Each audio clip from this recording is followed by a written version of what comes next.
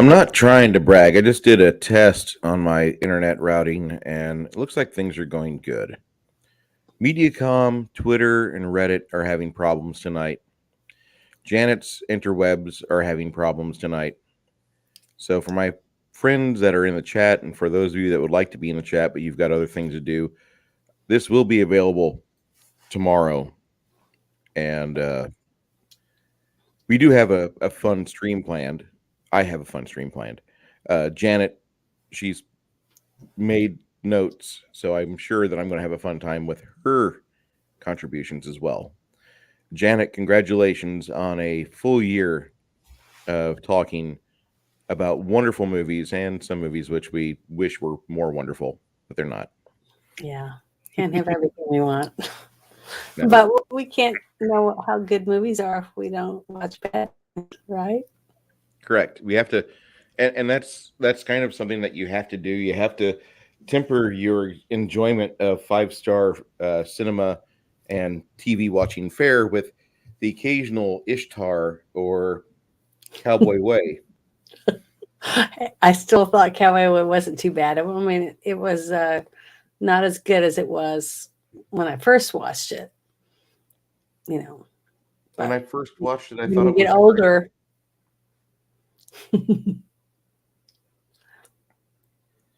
I really thought it was a good movie when I first watched it. I really did. Mm-hmm. That was in '94, though.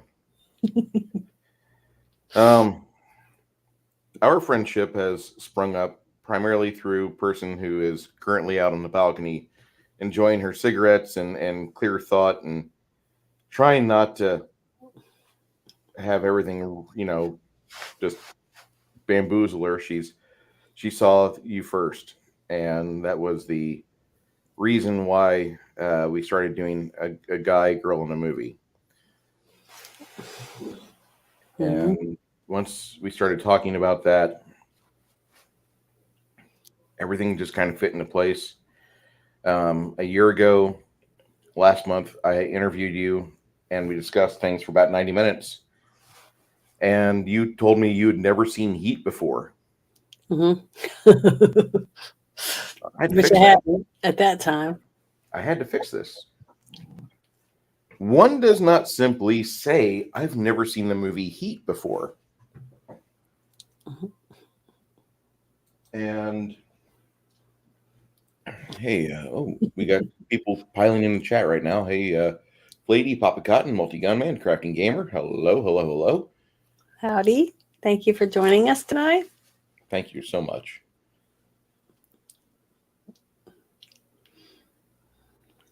Since we've discussed things a little bit, in retrospect, you haven't had any new opinions pop up because of what happened with Michael Mann's Heat last year, have you? No, not really. I mean, every week we're doing something different, so it's kind of hard to really. Oh, hey, Whatever cast. Mr. West. It's hard to really just focus on one when you're watching one every week. And then I was sick last week, so just trying to recoup. And this, it took me longer to get my chickens to put up tonight because it's starting to get longer days. So they don't want to go back in the coop, and I had to, get a stick and chase them around, try to rush them into the coop so I could push the button and have the automatic door close. And then my eyes started watering and everything. So it's just, just trying to adjust in 1 year. So, and then I got in here and that's when I realized my internet was like really not doing very good, but it's doing a little better now. I have high hopes for you, your channel, and your brand, whatever you wish to do with that. Mm-hmm. And I'm not trying to say that we need to doctor up Janet's brand marketability. Here's Janet. She's been in Hollywood. She's been on the East Coast. She's a victim. No, don't do that. No victim thing. Okay, meet Janet. She's pretty. She's got good opinions. She's a victim. No. She's not a victim. And I'm taking a riff off of the South Park. Mm-hmm. From 2 months ago, they did the World Privacy Tour. Yeah. With Harry and Meghan, which was the best episode I've seen ever. Um, hey, Cronus, I'd like Oh, to. I gotta hold my finger out so you can see it. See, my boob is better. My finger almost looks normal again. Because he asked me about my stitches, how I held up. And we started doing this back and forth picking movies, and you had me watch Lars and the Real Girl, or the Real Mhm. Gal. Yeah, Lars and the Real Girl. That was a different movie. Hmm. I still don't know if I like it. It's not bad. It's not what I wanted to watch. I'll say that much, but it wasn't bad. It was interesting because it kind of, if I wasn't living in clown world today where I had to agree that a woman with a beard and testicles is normal, then I wouldn't say like, oh, it's fine for that guy to role play that blow up doll's his wife. Hmm. But I'm living in clown world, probably going to get demonetized because YouTube, you gotta protect the transabled people. Um, no, we don't. We got to protect them as much as we protect the white people. All right, I said it anyway. The regular cis white people that love like opposite sexes and like Hmm. huge veiny throbbers and wonderful memories. Hey, hey, swole hermit. Um, To me, I have to make a comment on what you just were talking about. It's like they want the best of both worlds. They want to have their genitals, manly genitals, but they want boobs that they can play with while they're playing with their others too, or something. That's the only thing I could think of that makes sense. I Or they would have surgery and get rid of all of it. You know what I mean? and it's weird because these people are not just like happy to irritate us in reality, but in the hobby that I play. Surprise! I play Dungeons and Dragons. Look at all my figures. Um, in the hobby I play, they're forcing that shit in the lore, in the marketing, in every aspect of how it is. And I'm just Mhm. thinking, you're playing a fantasy RPG. Within 3 months of you sitting at that table, your character should have the Mhm. gold pieces to afford. Listen, I don't want to be a disabled person anymore. Give me my movable legs. Okay, well, there's your cure disease spell. Okay, well, say you don't want that. You say you want to like change sex. Okay, well, you need like a fifth level spell, alteration. Bam. And it's not like they give you a spell and you look like, oh God, we have to go into architecture. If you and I are driving along and we see a relic of the 1990s and there is a old Pizza Hut, but it's been remade into a convenience store or Right. another restaurant, Mhm. it still looks like a Pizza Hut from the 1990s. Mhm. This is a Yep. problem I have with trans people. You don't look like what you want to. Your cosplay is ineffective on me. I don't care if you think you've got a vagina or man-made tits. I don't care. But most guys like man-made boobs. I as much as I love fake boobies, and I'm really just a boob man. Um, I actually am just a fat man. I like fat on women, fat boobs, fat butt, nice big thighs. Meat. You just like Uh, meat on a woman. exactly. You Yeah, you don't my papa used to say, "I want a woman that shades me in the summer and warms me in the winter." perfect. So, it's meat on her bones. Hmm. Hmm. And so whenever you have these trans people in these fantasy role playing games, they say, "I want to get turned into another person." All right, you're another person. I don't recognize you as you were in the past. You're a new person. You're perfect in every way that you wanted to be. You don't get stubble. You're a woman. You're a woman that has lactating tits and vagina that bleeds every 30 days.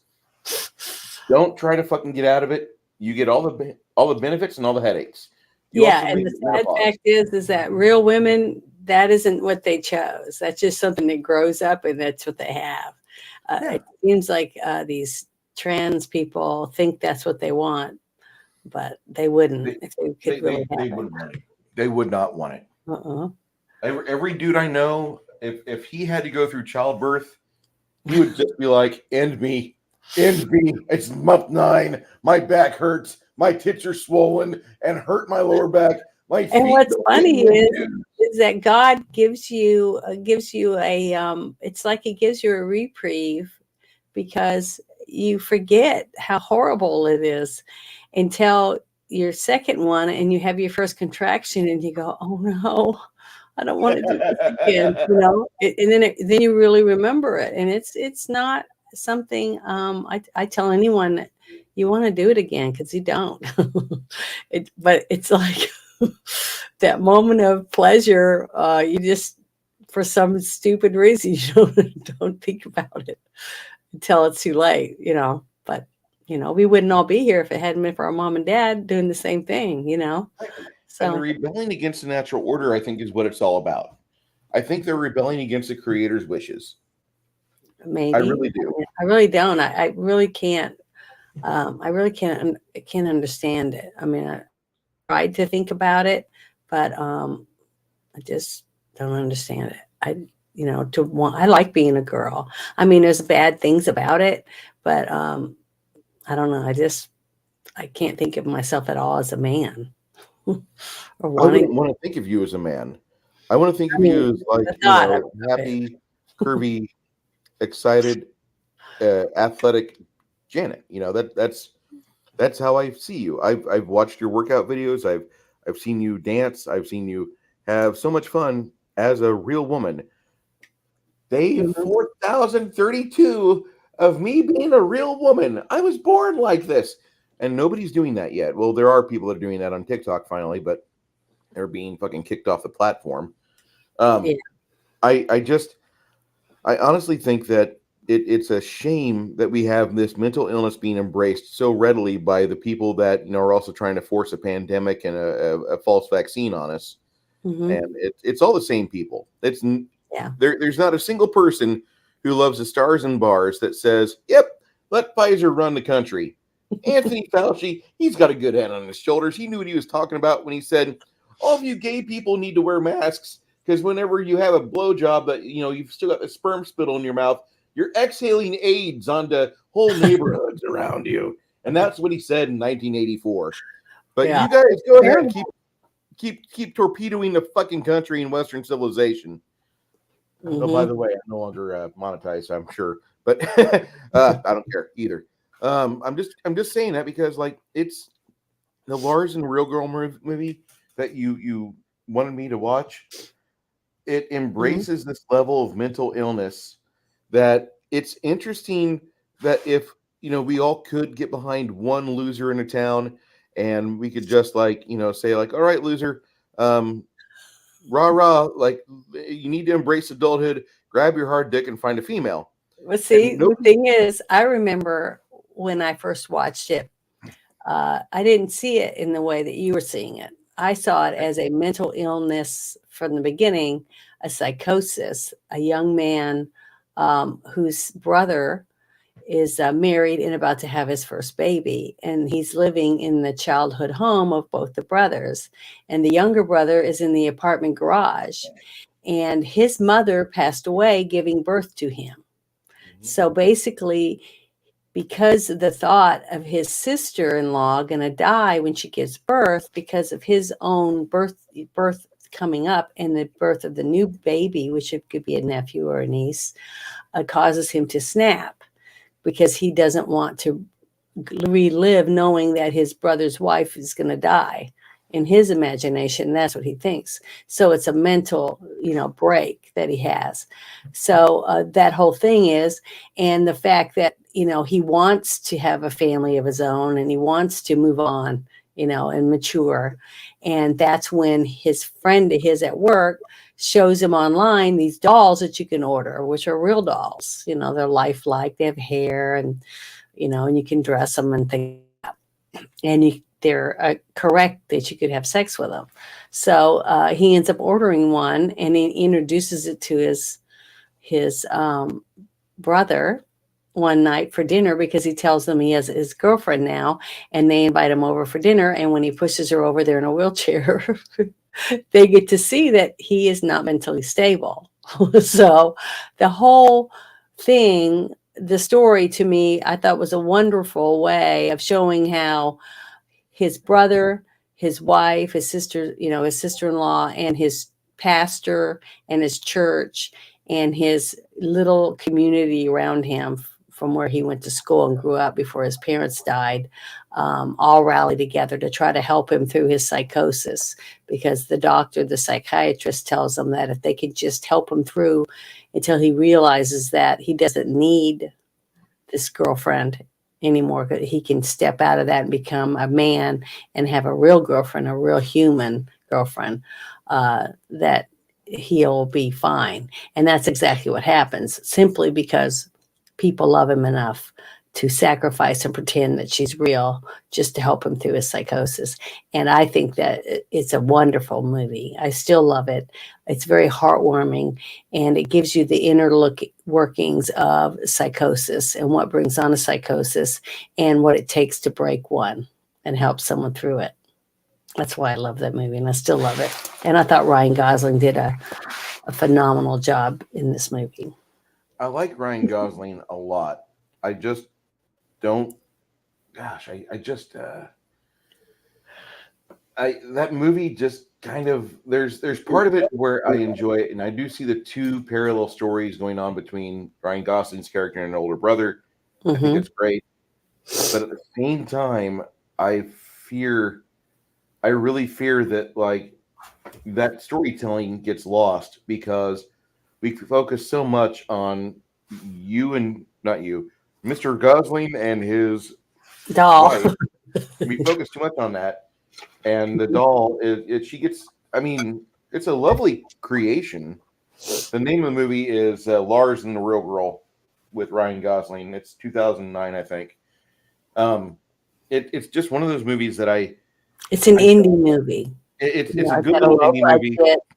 It's a low budget, but it's a very heartwarming look at mental illness. And Yes, I really loved it. But I like those types of movies. I love independent films. I love supporting small groups of people that want to have bring someone's story to life in a theatrical version. And I just love that. And I loved the fact that these people read this script and wanted to see it come to life. And the story behind it was really good. The sad fact is that it came out years and years before the chaos that we're in right now. With our world right now, with the yes. whole thing with perversion and just things like that that's going on. So Bruce getting to watch it right when all this stuff is just starting to bubble up was a bad time for him to get to see it. But if he could have seen it, I think a few years back before all this crazy stuff was going on, I think he could have had a better perspective to look at it a little different as a mental illness type movie.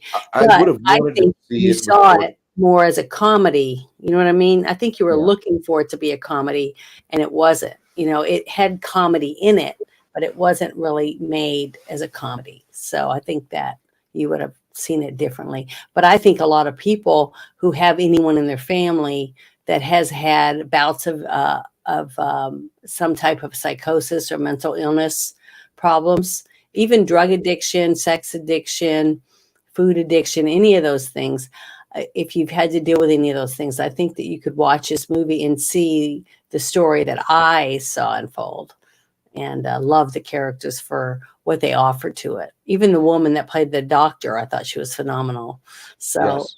I just thought everyone did a phenomenal job at the parts that they were playing. Even the little people at the church, the ones that were coming and taking the doll to her job and to her beauty appointments and things like that, all pushing her around in a wheelchair, knowing she's not a real person, doing it for him because they loved him enough to pretend for him. And Mhm. even the young girl that really liked him, through the whole movie, that he worked with at the office, she just Yes. she just was adored him except he couldn't see past his psychosis to see her as potential future. You see what I mean?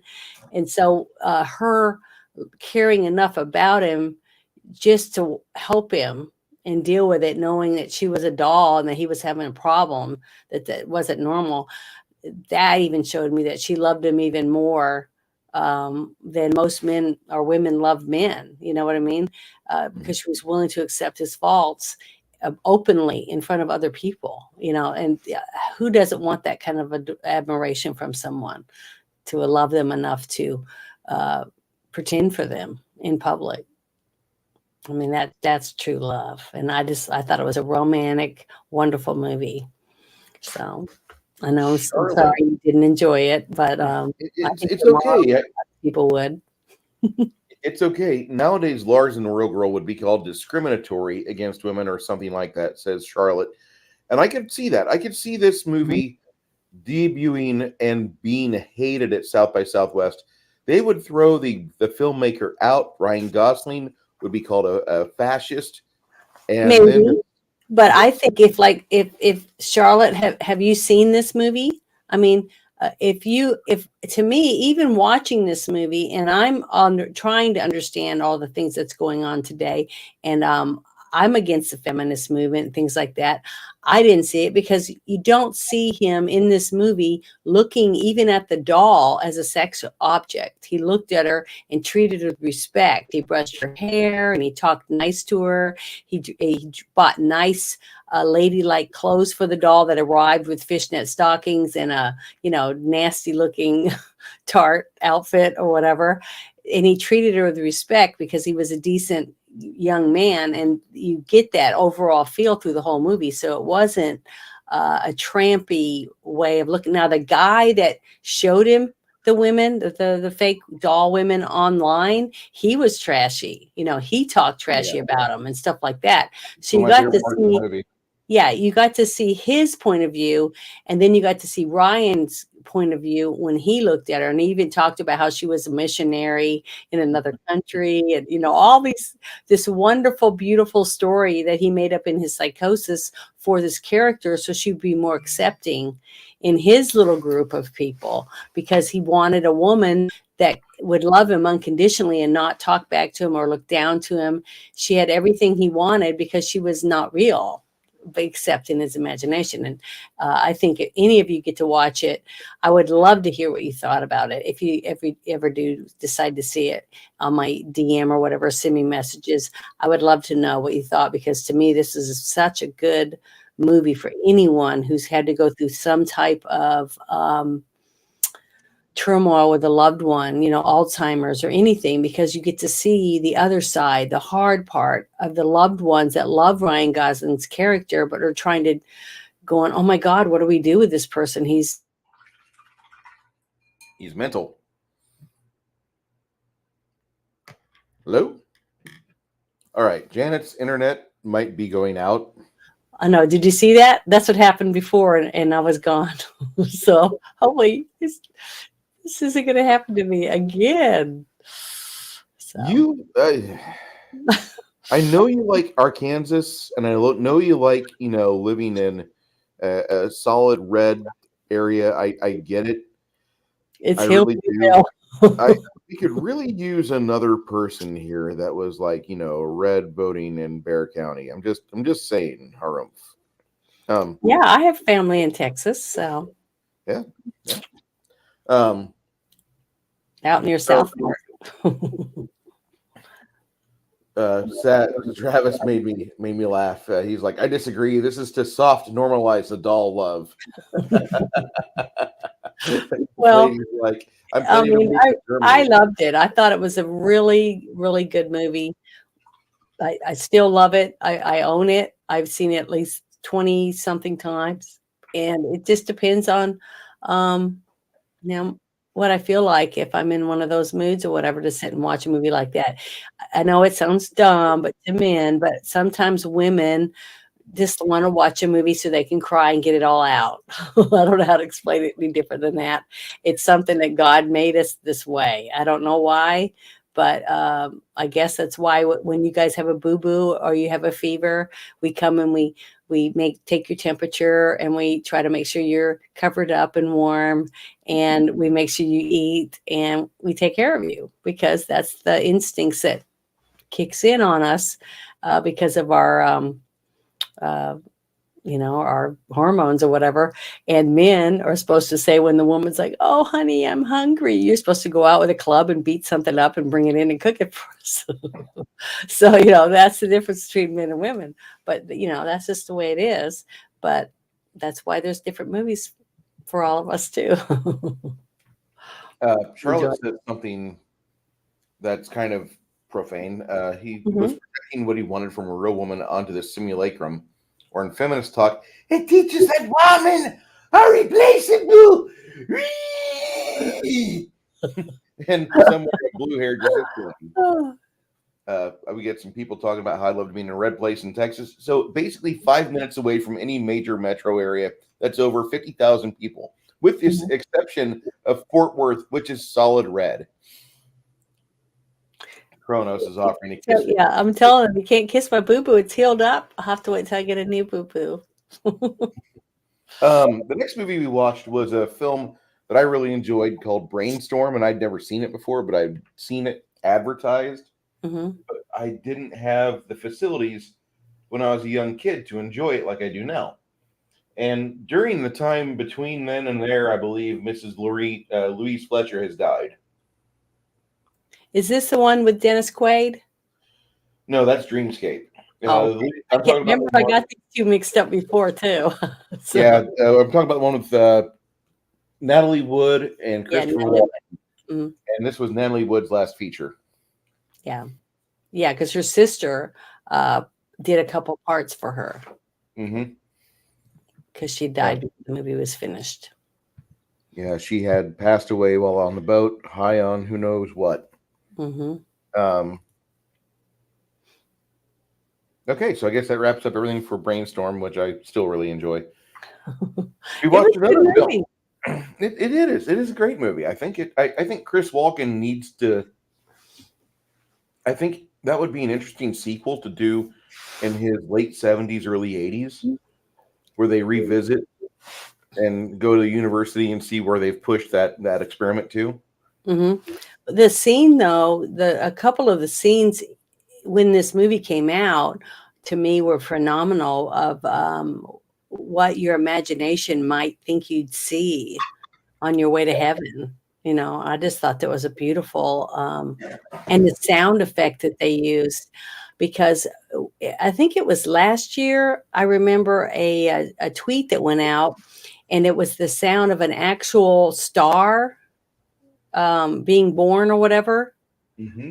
and it was like a high pitched frequency sound. It was very interesting. I wish I had it right now, but I remember listening to it, and that's the scene in that movie that popped in my head, was that sound that they made in that movie. And you could see it because he got the headset on, and he's going and sees stars or lights, slowly through space and time, it seemed like. But when you got really close, as the character's soul, I guess, was flying, it gets closer and it's angels, like bunches of angels. And it's almost like angels singing, that high frequency. It's so high that you can't comprehend the actual sound of it. I don't know. I know it sounds kind of creepy, but that's when I heard that sound, that's the scene in that movie that popped in my head. I guess I was very impressionable when I saw it at that time, but it just seemed so what I thought it could be like, on your travel to forever with God or whatever, with the angels. Yeah, I there's some other sound effects that come across my mind whenever I think about like the final journey, and I always Mhm. get worried about if David Icke is right. If David Icke is right, then we're all going to Saturn with our souls. Why? What do you mean? Oh no! You have to listen to David Icke a little bit more on that. But Saturn is like this giant soul magnet that pretty much sucks you in, and then you get reprocessed and put back through the ringer and start off in a little shitty kid again, pooping yourself. Oh, okay. So you afterlife and then start Yeah, anew. everything around orbits Saturn and the architecture, worship, and all that crap around 6, because that's the demons. The demons run the world. Um, Mhm. yeah, Flady says he was thinking the UN was supposed to prevent World War II, not start it. Mhm. Yeah, the UN is just the UN is bad. That's all. And David Icke, Charlotte Williams, is the guy that he wrote the book, The Biggest Secret, which is about how all the royal families on the planet are related to each other. Surprise, surprise. And then he wrote Children of the Matrix, which is how we are all controlled by lizard people. Well, if you think about it, if you're religious at all, we are all related already. Because we all evolved from the same beings, so Yes. we could all be related somehow,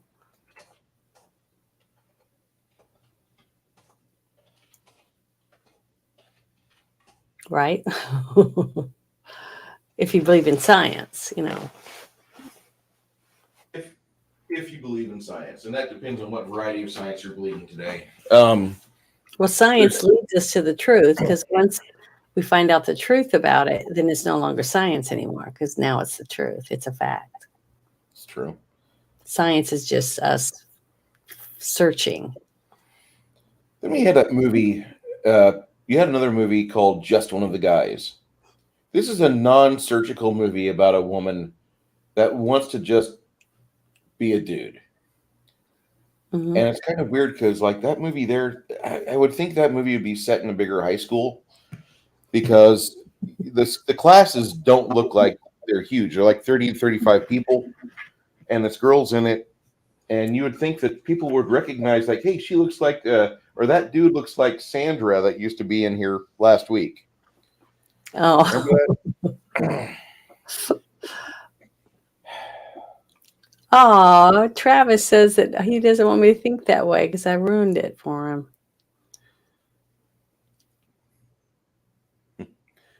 90% It of all ruins parts you are for me. oil refinery. I don't Yes. really know exactly what that means, but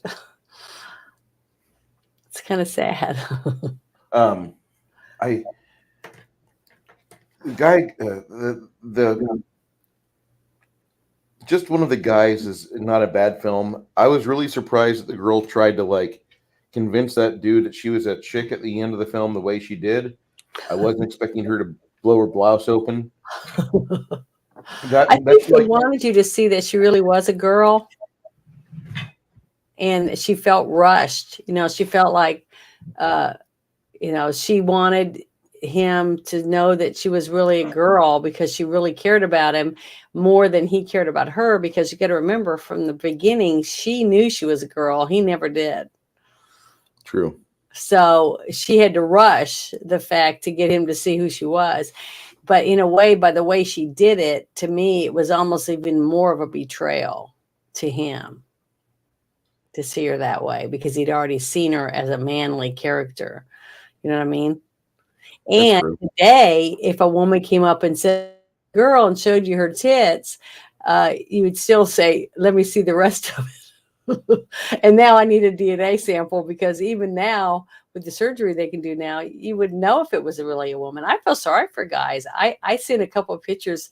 I got online and found some a whole bunch of these Danish models and stuff, and sent pictures to a bunch of my friends on Twitter in DMs, and was like, I feel sorry for you because this is a guy. And I was showing them pictures, and then I showed them their bio showing how they had been surgically altered or whatever, having a rib removed, and, a couple ribs removed, and all the surgeries. And you're like, geez, I could look like Mae West or something, really, really, a bomb, a 10. If I had the money that some of these girls had, and could get my teeth straightened, and get ribs removed and, add a little bit here and there, and, my lips all puckered out or whatever, all that stuff. I mean, shit, if you just had money, every woman could look like a 10, I, you I wouldn't think have I any think ugly women. I think my wife would have a lady boner for you if you did look like Mae West. I mean, I'm just saying, I don't see how, it's just sad that you can go under the knife and you can look, be a perfect 10, anyone, a guy and a girl, get chiseled abs and fake muscles put in and, all that stuff. But the thing is, when you have a baby and it has a giant nose and its eyes are too close together and stuff, and like you, but they don't know that because you've had so much surgery. They don't know what the frick you look like. You know what I mean?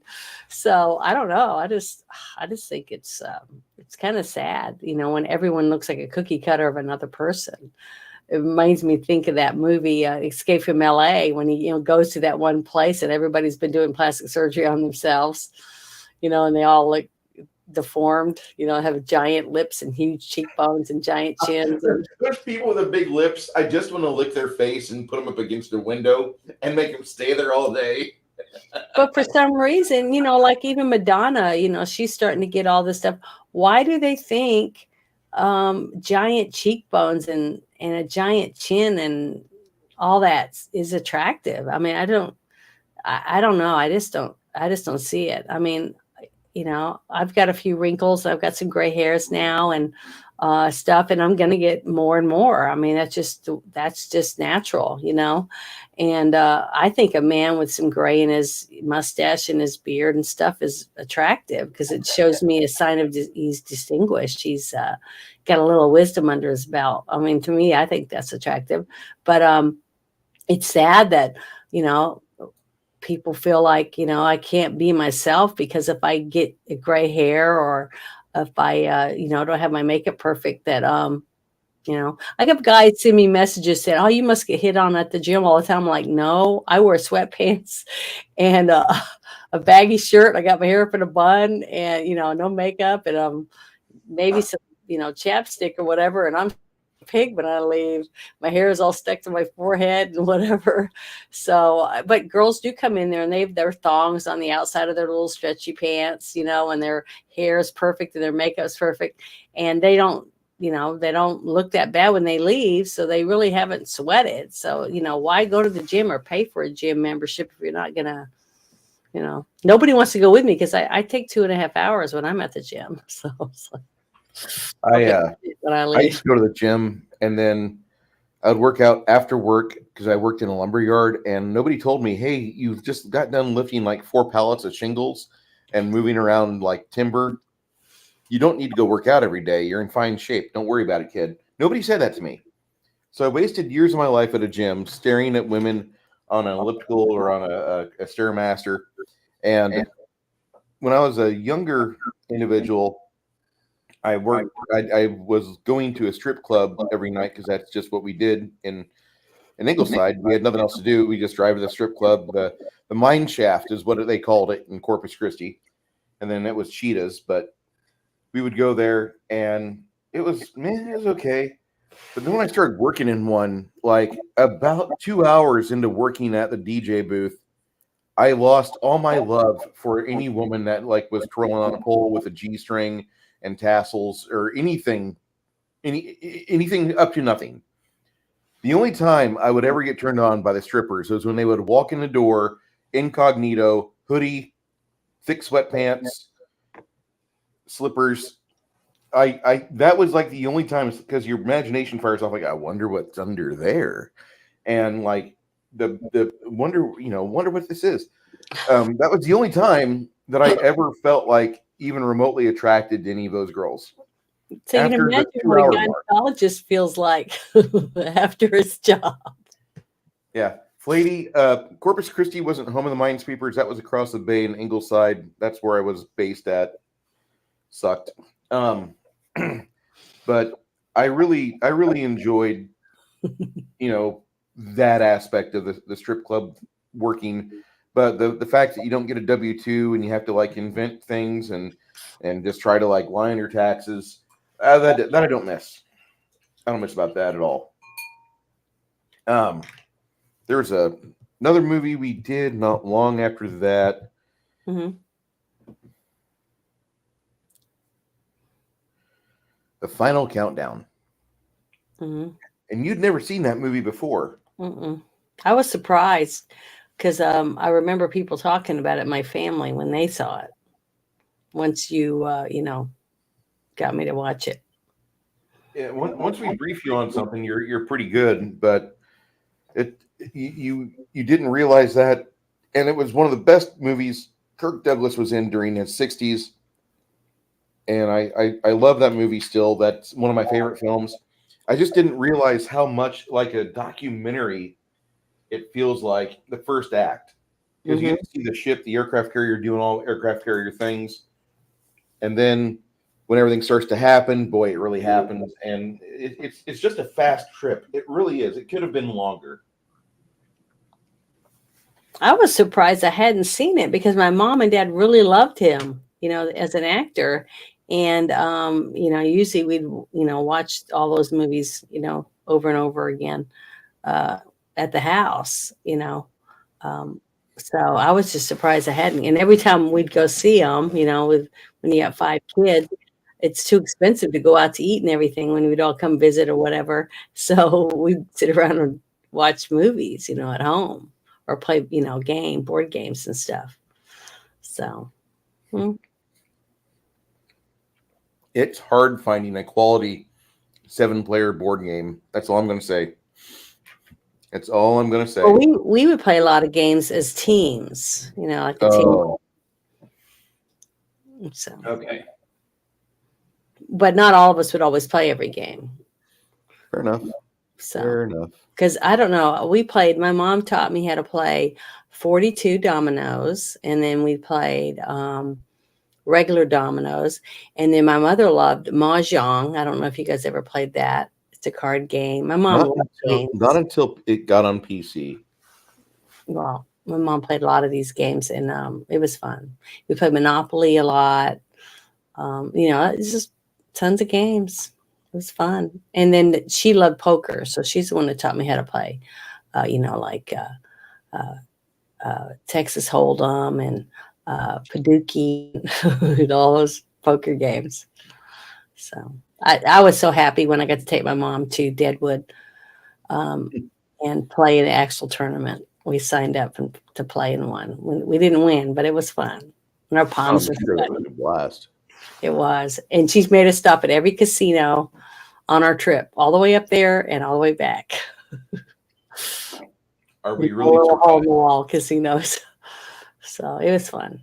I'm not surprised in the least bit about this. Um, I don't want to ask. I don't want to ask because there's a really not so fun casino in southern Oklahoma when you first come out of Texas, and Hmm. every time we would drive past it with the frack fleet, the trucks. Oh, I'm breaking down. I got to pull over, and the mechanic would have to like fix what was improperly working on the truck. So the technician or the driver would have to go inside and blow a paycheck at the fucking I-35 casino south of Tulsa, north of Dallas. Um, you had us watch a movie after that I saw in theaters called The Great Raid, and Hmm. that is the second best viewed video on my entire channel. Oh, I thought it was the best one. Nope, there was the first D&D video I did back in 2009 Oh, okay. when Baron G Rock was part of my physical table, Hmm. and he that's over 4,000. Oh, that's good too.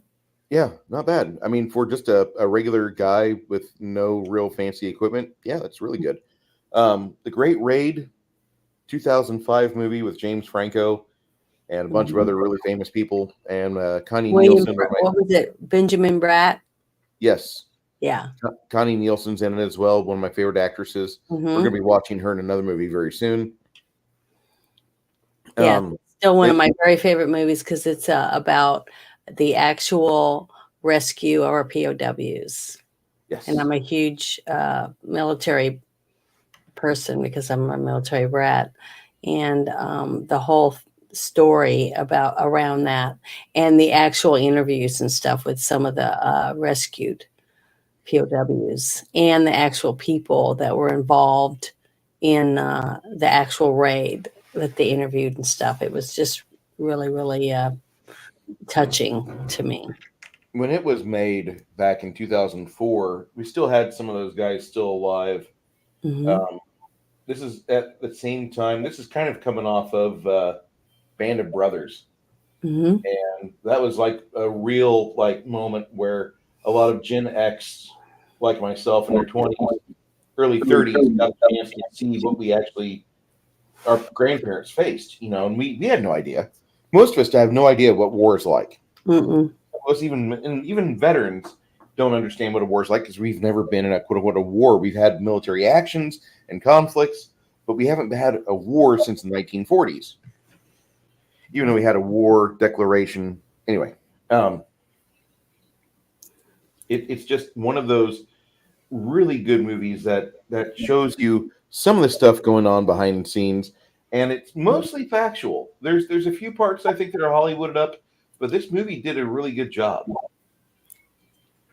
Yeah, the one actor who's when they break into the shed on one of the POW camps that they're going to raid, and he's got those that can of peaches, and they stabbed it with a knife, and he's drinking out of it, and he says, "I feel like I'm sucking on Rita Hayworth's tits." You know, little things like that. It was heartwarming in a way because it made you think about, your grandfather or your great grandfather when he was in the military, and who the beautiful starlets were. And then what was the name of that group of people that traveled around with Bob Hope? Um, So the NCO or USO. something, USO.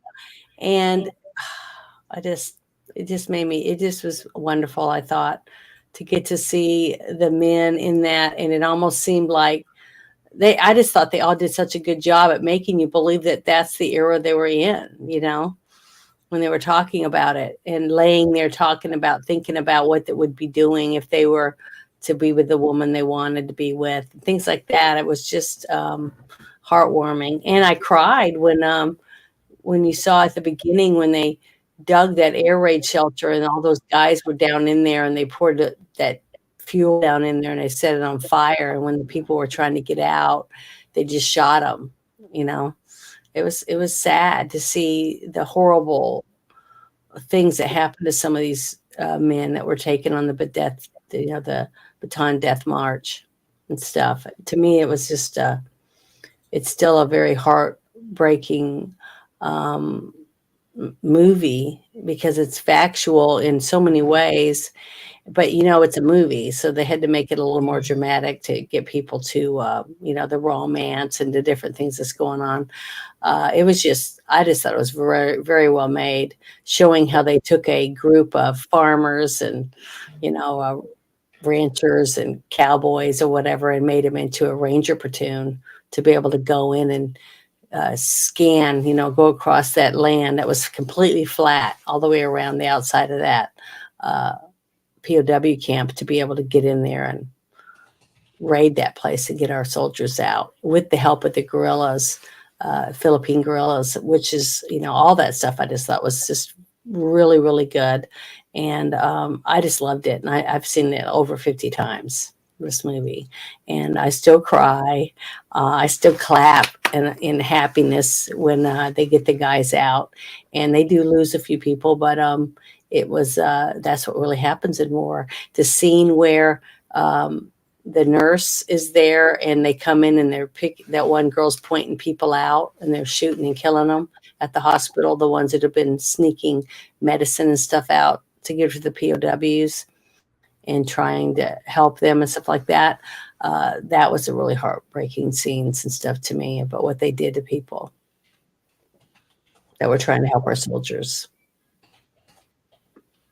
And they all felt that they were abandoned, by their government. And that's why I think that even though when and the actual fact that they said that saving the POWs did nothing to help our efforts in war, which it didn't. I mean, it didn't uh, give us more battleground land that we own or anything like that. All it did was to save our soldiers. It wasn't that it wasn't considered more than what it was is a sad fact to me. So that was one of the things that made it sad to me when I watched it. And every time I watch it, that you would think that that would be should be high on our list. I remember how proud I felt. I can't remember exactly what it was called, but when Ronald Reagan was about to go and become president, and he said, and they had kidnapped somebody, had terrorists had kidnapped Americans.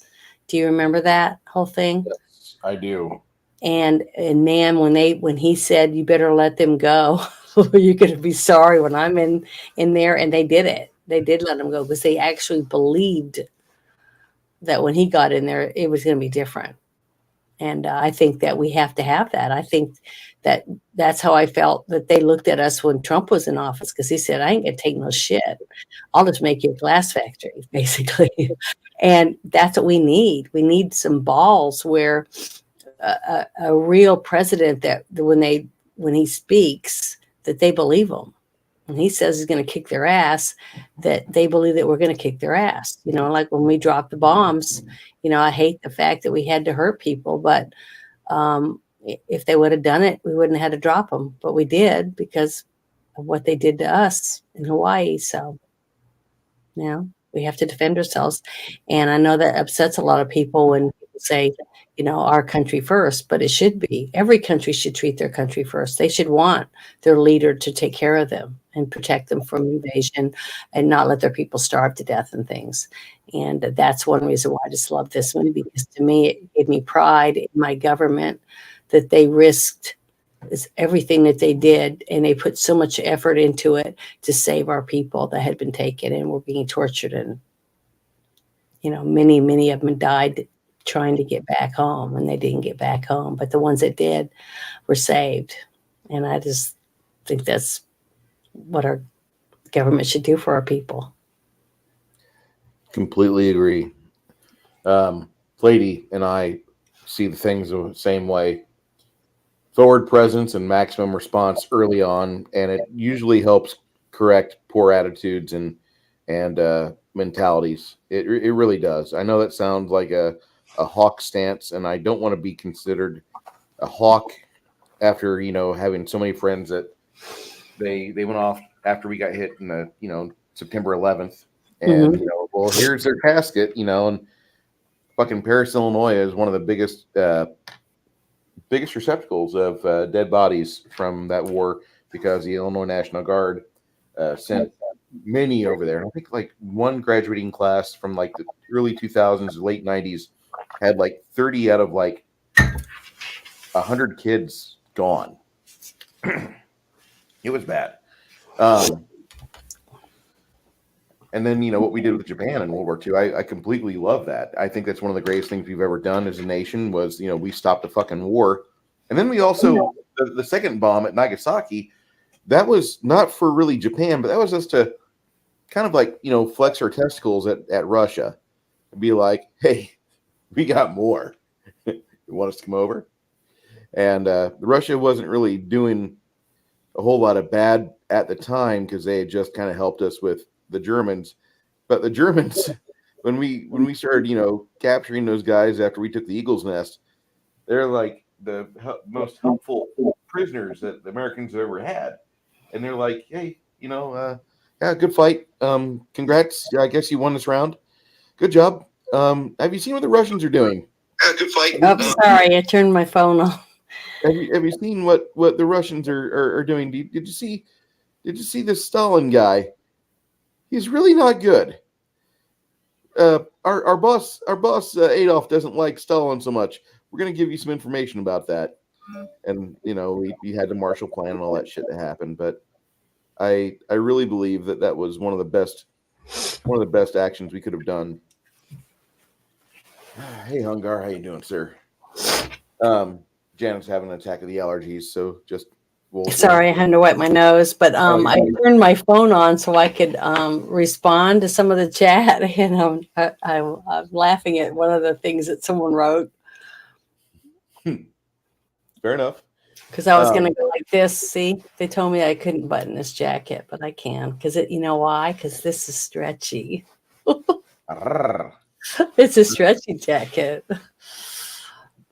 I don't have to say who I commented to, but I think they'll know. Yep. Now, you'd never seen the 1977 movie The Sorcerer before. Mm-mm. And I was really surprised by that movie. that's a fantastic film. I was really surprised. I love that movie. I don't watch it nearly enough. I probably could watch that movie once or twice a season and be happy. It is a good movie. It's one of William Friedkin's movies, and he's Mm-hmm. just a really good director. We're gonna get more. We're gonna get more into William Friedkin here in the next couple of years. Mm-hmm. Probably the first one we'll do is a French Connection, which is a Gene Hackman favorite, and I Gene could. Hackman. I don't know what I love best. Do I like him best in the French Connection, or do I like him best in Hoosiers? I liked him. I liked it so far. I've liked him on every single movie I've seen him. I loved him in Birdcage, and I loved him as Lex Luthor. So I loved him in a few other movies, a badass or whatever. He's just good at whatever he does. There's, like we've said this a few times in a few of the movies, is that there's just very few actors that can play every character and do a phenomenal job, and he's one of them, definitely. Kronos. Kronos. What? just read Kronos's comments there. The one that says, "Wow, Janet is doing something." Keep going down. Okay, I can't wait for summer since we no longer get spring here. That's our good I'm friend at Lady. attention. Is that what he means? Is that the one you wanted me to read? You're playing with your jacket, and Oh, I use Kronos as a barometer of maximum Janet, and whenever that's at, oh wow, we are at 14 people for YouTube. That's a good number for YouTube. I'm happy with that. Really happy with that. Yeah, that's gentlemen, thank you. I really liked The Sorcerer when I first saw it. I heard about it years ago when I was reading Knights of the Dinner Table, and that was a fun article to read. And I went and discovered The Sorcerer, and I've not been disappointed in that movie ever since then. Hey, Hungar Starvarian. He says, "Can you undo it?" undo what? My jacket? The Take jacket. the jacket off? Yes, I like my jacket. He likes the jacket, sir. But you mean talking about my one button? See? Oh, there you go. There we go. You see anything? See? I did one button. Thank you, Hungar. Yeah, they're mine. I was born with them. Yay! That is called fan service, and I thank you. And so does Hungar. Hungar capitalizes his thank you. Yeah, I have something in the works for a great fundraiser. I've already talked to Bruce a little bit about it, but You guys are gonna love it. I think it's going to be really fun, and I want to do that one movie that we were talking about when we do that for the fundraiser. That sounds like a plan. I think it's going to be fun. So you guys are going to really enjoy it. I think it'll be fun.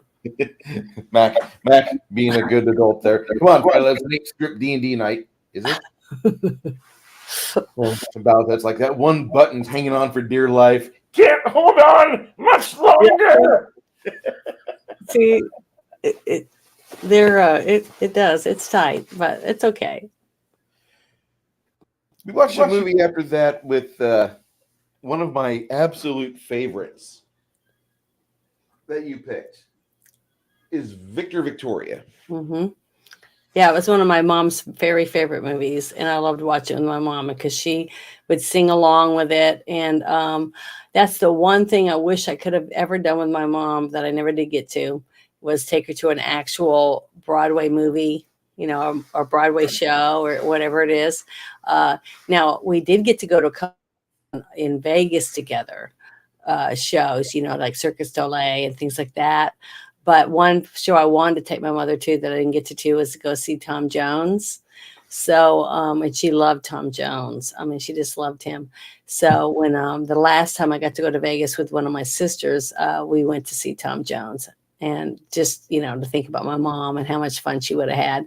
And it was really fun was the fact that we were like, I had bought the tickets like within an hour after they went on sale because I wanted to buy them like a couple months ahead of time. And we were halfway in the back, we were almost to, past the middle of the theater. It was just kind of sad and depressing. So I pulled a 20 out and I told the little person, I think it was a woman that came up there and said that, they brought us champagne. And I said, if there's any way you could put us closer to the front, I would really appreciate it. She goes, well, these tickets sold out early. I said, I know, but I go, just do the best you could. And she wouldn't take my money. She just closed it in my hand. And I said, I really appreciate it. And next thing I know, she brings her champagne out. She goes, I got a surprise for you. And we were right on the stage. Nice. We got moved right up to the front and we could look up and see his big blue eyes looking down at us when he sang. And it was just so nice. It was so much fun. And there was a bachelorette party like 2 tables over, and they were throwing their underwear up on the stage and stuff. It was fun. He was such a good showman. And I just said, my mom was watching from heaven, but and he was a good showman. You could tell he loved what he did. And the woman that we were sitting with was an older woman. I mean, she looked, like she looked pretty. I mean, for her age, but she looked like she was in her 70s or something. And she was dressed really nice. And my sister kept saying, I think that's Tom Jones's wife that we're sitting with, because he had these little tables that kind of come out like a flower petal from the stage.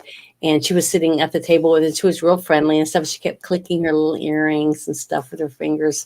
But I don't know if his wife was like that, because everything I read about his wife was that she had that some type of phobia where she didn't like to go with crowds and stuff. So I don't know. But she really liked Tom Jones, whoever it was that we were sitting with. So, but it was fun. It was a lot of fun. I love Vegas. I don't think I could live there because I couldn't afford it. But it's a fun place to go. I got a funny DM, and I'm going to share with people. Also, before I do that, I got to give some thanks. Mr. Hungar, you and I both do the same thing. We throw our money. We throw our money at some worthwhile causes out there. The Wounded Warriors. So the Wounded Warrior Project be getting a couple dollars from us on that one. Another couple dollars because Miss Janet was. Okay, I'll unbutton it again. I'll just leave it unbuttoned just for a little while, since it's not really showing anything. It's just some cleavage. And I've done that before. Going to add some sleeper classics this new season and movie reviews like Hamburger, the motion picture. Okay, that goes in the top. Thank you, sir. Hamburger, that's a movie? I believe it is. I've never seen that. Never have either. And then we have this little presentation here. I've got to show it. This is my friend has given us this. That one masculine button. Oh, it's a button trying to hold on. Can't hold on much longer. It's about to burst its buttons. Yeah. Ah, that's awesome. Thank you, Bowsette. Oh, that's funny. Flady says Hamburger the movie is up there with Meatballs and Porky's. I love Porky's. Porky's was really good. Very good movie. That's one we have to do. We need to definitely do that one. Yes. And what was that actress's name that, loved jock straps and all that stuff, the smell of the men's locker room? Was that a Beulah, or are you talking about Kim Cattrall? Kim Cattrall, that's it. The one from your favorite movie. Yes. Yeah, that's Kim Cattrall. The green-eyed woman. Yeah. My buddy sent me this. Damn it. Janet's button, trying to hold on for dear life. I heard. I had to investigate. Yeah, yeah. She's got the girls are almost like relaxed, so They were she's talking about my blue jean jacket at first because it's no. stripped. They're trying to talk about your white smock now. They're talking about what's underneath there. Somebody sent a picture of a button struggling to stay buttoned. Yeah, I'll show that again because that's classic. I really like that. I, I almost I think that's going to be the thumbnail for tonight. It is funny. I've never seen that before. But Oh, did you see what soy-based Jeremy posted? can you Can get we hot get sauce hot reviews? sauce reviews?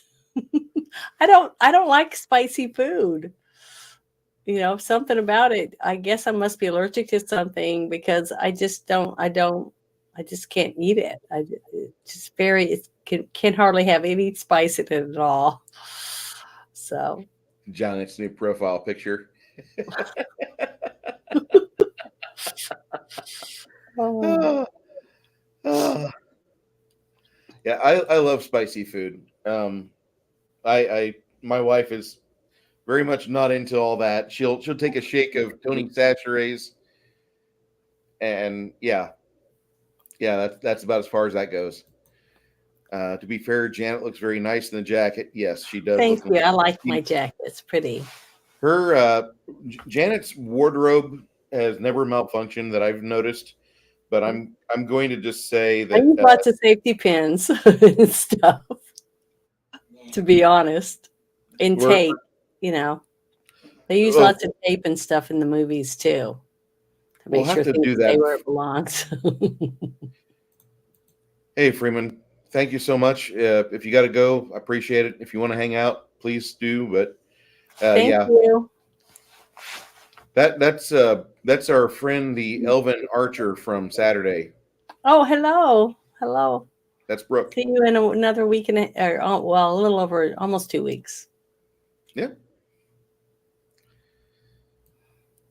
Hungar, have a good night, friend. Go get some good food. Thank you for stopping in. You got Jeremy here telling me what I need to review for food. As if I'm not fat enough. Yeah, I wouldn't mind us reading some of those labels because I went to a place and they had all kinds of different, like hot sauces and stuff. And one of them was like ghost peppers or something. And on the label it said may cause anal bleeding. And I was like, why would anyone at all want to eat this stuff? So it's just beyond me. I don't get it. Testing the strength of their sphincters. I don't know if you heard the wife, but she's like, they're testing the strength of their sphincters. Well, it's just not worth it. I would not. I don't. If it said that on the label, I wouldn't even want to try it. Mm. Yeah, he plays an elven rogue. Mm-hmm. Um, I'm half elf and half human. My character. I love that game. That's one of my favorite games I've ever tabled. I've loved it. I've loved every game except even the one when I died. It was still a fun game. It was very exciting, and I tried to stay alive. I did everything I could, but oh well. I just got eaten anyways. We're gonna be here for 6 hours, which I don't mind that, but I got to work tomorrow. I just talked about the first 8 videos we did, and I really love Victor Victoria. Preston, I forget the guy's name that stars in that. He was also in one of my favorite movies from 1984 called The Last Starfighter. Mm-hmm. That Yeah, is, he was so good in this movie. I laugh so hard every time, and I've seen it at least 75 times, and I still laugh every time. The acting is phenomenal. The music is phenomenal. The costumes are phenomenal. I mean, just everything about it. The whole, the banter between the bodyguards and her lover, which is played by what was his name again? The actor. James Garner. Yeah, James Garner. Him and his bodyguard that ends up being gay. Just everything about it. It just story was funny and it was heartwarming, and it's just a phenomenal movie. I just loved it. Hey, listen, soy based Jeremy. She didn't call you stupid for eating Reaper sauce. She said that's self destructive to your asshole. Yeah, I don't know how anyone would want to do that to your private area to eat that and want to do that to yourself, causing anal bleeding. It would be horrible. I don't know why anyone would want to do that. No, I couldn't. I wouldn't do it. No, I would not. If I read the label and it told me that it could happen, I would not want to eat it. No, because it could be how embarrassing would that be to go to the hospital? I'd have to tell them, well, I have anal bleeding, and they're like, what were you doing with your anus? You know what I mean? That whole thing would be very embarrassing. But no, I don't think you're stupid because you like spicy food. I mean, I know lots of people that love spicy food. My mom was one of the top people that would try.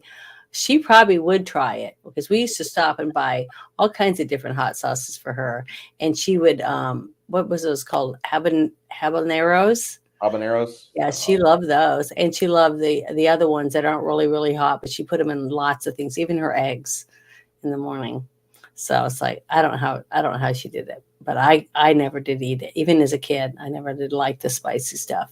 It was just too much. Now, the episode 9, we talked about a movie called The Raid that you had not seen of or heard of, and when I showed you that, you were very much into this movie that is now on your radar, and like Indonesian kung fu cinema is now a thing that Janet's looking forward. Is this the one with the fight scene with the girl in the train? No, this is the one. This is the one before that where the police force gets sent to the skyscraper. Oh, that's right. Okay. To take out the drug lord at the top. It's basically a better version. And I'm going to suffer something from this, but a better version of Dread from 2012. Mm-hmm. And I love Dread. Don't get me wrong. We are going to review that very shortly. But I love this movie more because I just was not expecting this movie, and I was not expecting the level of kinetic action, professionalism. I was not expecting the stunt work to be so damn good. Everything about it was intense. I mean, it was intense from the beginning to end. There really wasn't a very, very, very small amounts of a lull between the fights. I mean, No. The intenseness that you have when you go see John Wick, it was basically like that, but it was from beginning to end. It was like you didn't have much. Your adrenaline was just pumping through the whole thing because there's so many fights. It was just amazing to me. And in the small quarters too. And I don't know how they did it. It just seemed like it was a nonstop battle through the whole thing. And I love it. Mm-hmm. I love that movie. Isn't that one of the highest rated watch movies too? Isn't that one? Mm-hmm. I can see why. It's a very good movie, very action-packed. The sequel we reviewed actually has over 1,000 views. And I think that's because people thought they were going to watch The Raid Part 2, and instead they're just getting us. And so, like, the average view time is like 6 minutes. Yeah. So, sorry, guys. The copyright won't let us do that. No, we'd like to. Trust us. Yeah, we would. Believe me. You had me watch Enemy Mine. And I remember this movie back in 88 or 89. In 88 or 89 when that came out, we had a video store close by open up, and they had all the Dennis Quaid movies that I'd ever heard of at the time. And so I'm like, oh, I'll just rent out all these Dennis Quaid movies. And I love Dennis Quaid. He's like one of the actors I looked up to when I was a teenager growing up. He always played these really good parts. And I thought he was like the man's man. And then 2012 came out. No, The Day After Tomorrow came out, and I realized he's just an actor. But he plays good parts typically before Day After Mhm. Tomorrow. But he's in the movie called Enemy Mine with Lou Gossett Jr. and they Mhm. crash land on a planet, and Louis is playing a reptilian alien, and he kind of complicates matters by being pregnant at the time, Mhm. and it turned into a really good movie. And you watch it today, and it has a good story. Mhm. I don't appreciate that movie as I did when I was 13, and I want to No, say I mean it's got a little bit that the luster kind of comes off of it because of certain aspects of the way that the filming, technology is not as choreography. yeah, it's not as good today. I mean, it could be a phenomenal movie today, but the little boy that they got to play the alien baby that grew up, 3, 4, 5, when he's talking about his fingers and stuff. Oh, he was just so cute. Oh, I just loved him. I just love that little adorable actor. He did such a good job at playing the little boy that he raises. And Dennis Quaid did good job playing somebody that you could tell just it seemed his character just really loved this little boy, you know, Then that he raised. yeah, it's a very fun movie. It's a very family friendly film. Hmm. Uh, there is some Lucasfilm in the credits, but the shots that Lucasfilm did do not look like Lucasfilm shots. They look like they're like B movie set pieces from like a 1980 You Marvel think made he for did that on TV movie. purpose? That was, remember, I brought that up too because it almost Yeah. seemed campy, Yes, had a the very space scenes were campy look terrible. to it. So I don't know. In some aspects, a lot of the movies, Might like Star be fun. Trek was campy, and I still love Star Trek. So you know, that's what makes it have that. It's got something that stands out even today to me. I don't know if it was because of the age and when I first got to watch it with my dad or what it was, but it's just certain aspects of certain films that even that have that, like Victor Victoria had that. To me, it almost seemed like it was filmed on a stage On a while they were planet. doing it in Broadway. And Yeah. to me, that's what was attractive to me. The whole restaurant scene, when the people are rushing around with a cockroach, rushing around. Um, it just seemed almost like I was sitting and watching a Broadway show, which I loved. That's one of the things I really loved about it. So, and that's kind of what I saw when I watched that Enemy Mine. It was seemed very campy, almost like it was made to look that way, like he wanted it to be seen that way. I could see where that would be part of the director's choice because he could either really spend a lot of money on special effects in that first 7 minutes when they have the Mhm. space battle, or they could spend a lot of money on getting the makeup right and getting the characters right and redoing the script again and again until they had that wonderful movie where you realize how much you really enjoyed Drax before he died, but Drax's death only started the life for the child he made, Mhm. and that is such a very important part of that film.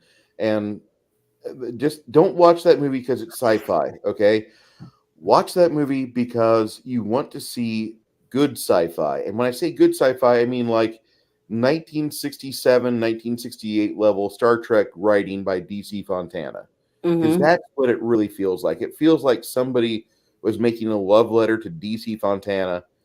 And Mhm. the more I think about that, the more I'm like, no, this is a really good movie. It's just like the first part of it sells you on something that it cannot deliver on, and that's the only negative about that. Mhm. That Yeah, was my I don't know. review. And a lot of it to me, the parts that kind of took away for me from the actual story and everything was the editing stuff. Just like I said, that is to me, uh, it just when you cut corners when it comes to editing, you do damage to your film. I think so. Yeah, even when, with the music or any of it, you can spend a lot of money on music and a lot of money on a lot of different things and beautiful sets. But if you cheapen the editing part, all that money you spend on the other aspects gets clipped away and not put together properly, and it takes away from it. To me, That's my fine. point of view. About that same time frame where we're watching this movie, the Critical Drinker put a video out where we all need to watch the old Clint Eastwood film called "Where Eagles Dare." Where Eagles Dare, and Hmm. it's a very good movie. It doesn't hold up very well if you compare it to today's fast edits and stupid jump cuts. But if you watch it for a traditional movie experience, Where Eagles Dare is fantastic. And you can see a young Clint Eastwood just embracing the nature that he's got as a man and as an American, getting to partake in a movie where he kills Germans. He has a ball. And his the other lead in that movie is very much an anti-war socialist. And when you know that and you watch them go through the scenes, Clint Eastwood's just having a good old time with it. And Robert Jordan is in it, I believe, and he's not having a good time. He's not. But that was one of my favorite movies early on because I watched that movie about 4 times, just enjoying it and watching it unfurl. And I watched it a couple more times after that. And that movie is just good whole time. But it's a 1968 British war film. Do not look at it like it's a modern movie.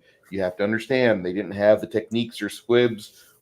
Bonnie and Clyde changed everything. And once Bonnie and Clyde came out, then movies got more accurate with the gunfights. But this is not one of them. And the ADR, you have to ignore the ADR, but there's so many good parts of this movie. You'll enjoy it. Hmm. Sorry. Yeah, it was good. Um, kind of rushing through there. After that, the 1997 comedy sci-fi classic Galaxy Quest. I loved this movie. Absolutely loved this movie. I laughed and laughed and laughed, and it was just so well done. And the actors they got to play all the characters, the Star Trek feel that I got from it, um, like the convention part of it, where you get to focus a little more on the nerds that love Star Trek or love Galaxy Quest, the TV show, and seeing it and getting to see it and thinking it's a part of the show when it's really real aliens, supposedly, things like that. The whole concept of it was just wonderful, of getting aging stars and they're going to battle real galactic threats. And I just thought it was great. And the part where I brought up the scene where you got Sigourney Weaver and all them, they go through the time warp or whatever you want to call it and get sucked onto the ship, right? And then Mhm. here comes the aliens and they forgot to put their push their little buttons on their belts to make them look normal, and they look like these octopus creatures, and they come up in front of the characters and they got all their different hands, with these probes and stuff on them, and the probe that they have right in her face going like this with it, and she's trying not to crack up laughing because the prop master knew what it was, and she definitely knows what it is, and it's one of those actual tools that they use when they give you an vaginal exam for your smear. They have it and they're flopping it around. And I just know that everybody was cracking up laughing, at least the ones that knew what it was, to see what her reaction would be when they did that to her. And I just thought it was a phenomenal scene. I couldn't help but laugh. And I remember you found one online, and showed everyone the picture of it, but I just thought that was so funny. I had to stop it 2 or 3 times and just laugh and then rewind a little bit and watch it again. And just she did a phenomenal job at staying as professional as possible to fill that scene, knowing that they had that in her face. I just thought it was great because the aliens were going, "We're going to probe you," basically. And she handled it like a champ. But I thought it was great. I just loved this movie. I thought all the aspects of it, of even the young boy that was the teenager that's supposed to help them when he realizes that he's really helping uh, fight real aliens, and all this stuff. And I just thought, and the woman that played his mother, wasn't she on Seinfeld as like George's She was Costanza's George's wife? girlfriend. Yeah. Oh, yeah. That was about to marry him or something. But Yep. it was just, I just thought it was great. I just love this movie, and the actor that played the whatever his name was, um, the Tony alien Shalhoub, character. Yeah, that played the the actor that engineer. saves the people from suffocating, Hmm. and he was also in Harry Potter. Oh, you're talking about Snape from Harry Yeah, Potter, yeah. and Gary Oldman. No, not Gary Oldman. No, Rick. Uh, can't remember his Alan name. Rickman. With his Alan name. Rickman. Yeah, and he was so good in this movie. He's another one of those actors I was telling you, it doesn't matter what part he plays, he's just phenomenal at all of them. He's just such a versatile actor that he's believable to every character he plays, and he just was just awesome in this movie because he had passed away not very long before, right before we did this movie review. 2015. So Alan Rickman, Lemmy Kilminster, and David Bowie all died within like 3 days of each other. yeah, so And that for was the longest time on social media, I had the picture of those three sitting at a table together, which mhm. it's an altered photo, but it's a very well done altered photo.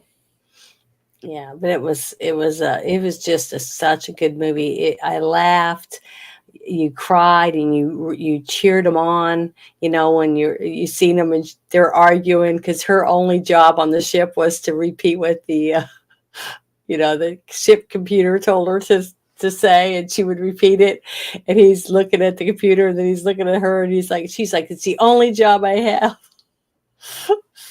I don't know. I just thought it was just a wonderful comedy, and I think they did a great job at playing all the characters, and it was a great story. And even what was it? The actor's name, Tony Shalhoub. Yes, Tony Shalhoub. Yeah, he was so funny as this calm, collected guy that falls in love with one of the octopus aliens. And they're all awkward when they walk and stuff because they don't know how to walk as just normal humanoids because they're octopus. It was just funny. It was a really, really good movie, and I loved doing a review on it. It was a good movie. I still recommend it. Still recommend that movie. The movie we did right after that was my favorite movie of all time, Big Trouble in Little China. Hmm. And nothing's changed in my opinion on that. I absolutely love this movie. Kim Cattrall is just now starting to show her age, where she looks like she's like 40 something, and in reality she's like 60 something. But Hmm. she's well preserved. She's like Keith Richards, and she's going to be just fine. But my God, this is still one of my favorite movies of all time. I love Big Trouble in Little China. That's still. You can't Well, make Kurt a more. Russell, he aged well too, didn't he? I Kurt mean, Russell? yeah, Yeah. he looks really good for his age. I don't know how old he is now, but he's always looked, very dapper, and his wife too. Yeah. Wasn't she older than him? I Goldie believe Hawn. so. I believe so. And she always looked really good. A couple years older. Um, Two girls with green eyes. Yes. Okay, Mac. We will be doing Demon Hunters at Dead Camper Lake in the end of May. Next week's movie that I want to push is Hamburger the movie, because I was paid to do it. Okay, And I think that's a the one Hungar. Who picked it? I believe Flady or Hungar. Okay, so we want to make sure. I believe Flady did. He Mhm. gave a $5 super chat, and like, okay, that moves that to the front of the line. Cool. Hamburger it is. Mhm. And then 2 weeks from then, we'll do Demon Hunters at Dead Camper Lake. No, Flatey, we do have to. Somebody mentioned something with me with a kind word or $1 behind it. I will prioritize that over just like random chats. I Yeah, why don't. not? I've You're never paying me seen for them. it. I haven't seen them, and I want to see new movies I haven't seen. So I think it's we're good. gonna watch Demon Hunter, and the Dead Camper Lake, and then probably in July we're gonna watch the Gamers Part 1 and the Gamers Part 2. The Gamers trying Yeah, to. Gamers Part 1 and 2 are classics. I don't think I've seen And them. nope, you haven't. More and more of our geeky world will be filtering into Janet's life, and she will be one of us. One of us. One of us. Don't Mac. Don't throw money at us. Listen, seriously. We'll do. I'll remember that May 7th through 16th. Okay. We have to make sure we do dead campers after the 16th. Yep. So we have to make sure we do it towards the very end of the month. Okay, I think you can do that. Kronos, Janet is becoming one of us.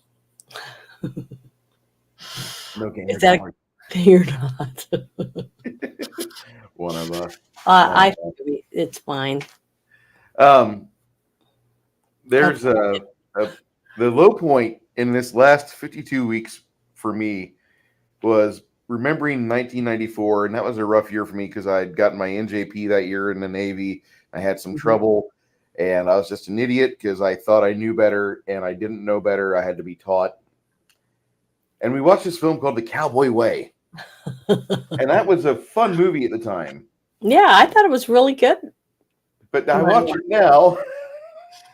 I was surprised how bad it was. I mean, I really was. I was really, really, the plot wasn't as good. I mean, it just, there, the scene where they're at that party, and she's doing the shot, that's in her boobs and all that stuff. All that was funny. It's still good. And the scene where they went and had the restaurant scene where they had the steak and all that stuff. All that was still good. It was the more of the story and the plot behind it and what they were doing and why they were doing it. To me, it kind of really fell apart because it didn't make any sense as it, getting to watch it, with a little more maturity under my belt, say it that way. But it just was not as phenomenal as I remembered it.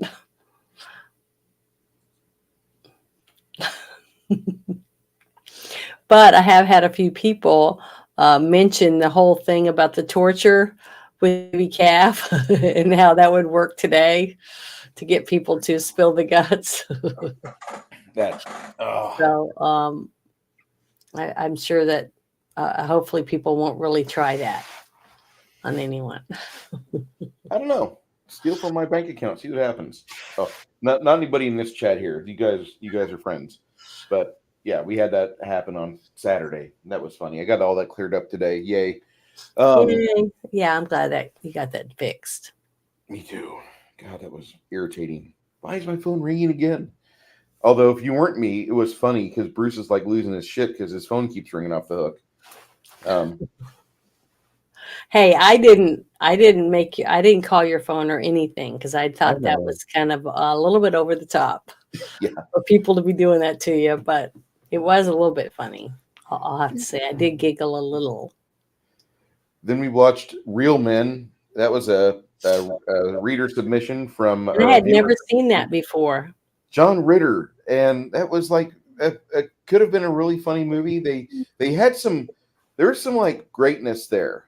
And they had like some real opportunity to make a very, very good classic film. But God, I hate James Belushi. Yeah, and the one scene though, my favorite scene in that movie, because I hadn't seen this before, was the scene with the sex scene with the woman, and she strapped him in that ball thing, where he's like all spread out and she's spinning him around and stuff.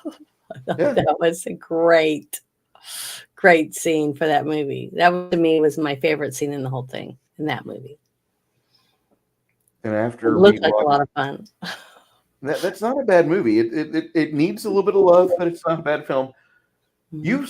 You suggested a classic movie from 1991 called Wayne's World.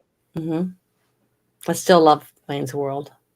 Uh, there's internet forums right now where people are still arguing if Dana Carvey played the drums or not. I believe he played the drums. I thought he did. To me, I thought he really played it. Yeah, I really think he did too. And I keep seeing like Is there old any way footage to of look him. it up to find out if he really did play the drums? Because I wish I I had. didn't look that up. I've seen other footage of him playing the drums. So Yeah, I'm he pretty played the certain. drums when I went to see him live as the church lady when he was Yep. doing that show. He played the drums. So, I mean, he definitely played the drums for real. Yeah, So, he can play. He's a multi-talented instrumentalist. I think he's Mac. funny too. I mean, he's a real comedian. I mean, a person that's an actual funny with his facial expressions, his timing, everything. He's just a really talented comedian, I think. And I I think loved him so. as Garth. The he was just adorable. I thought he was adorable in this movie. I Loved him thought in his world.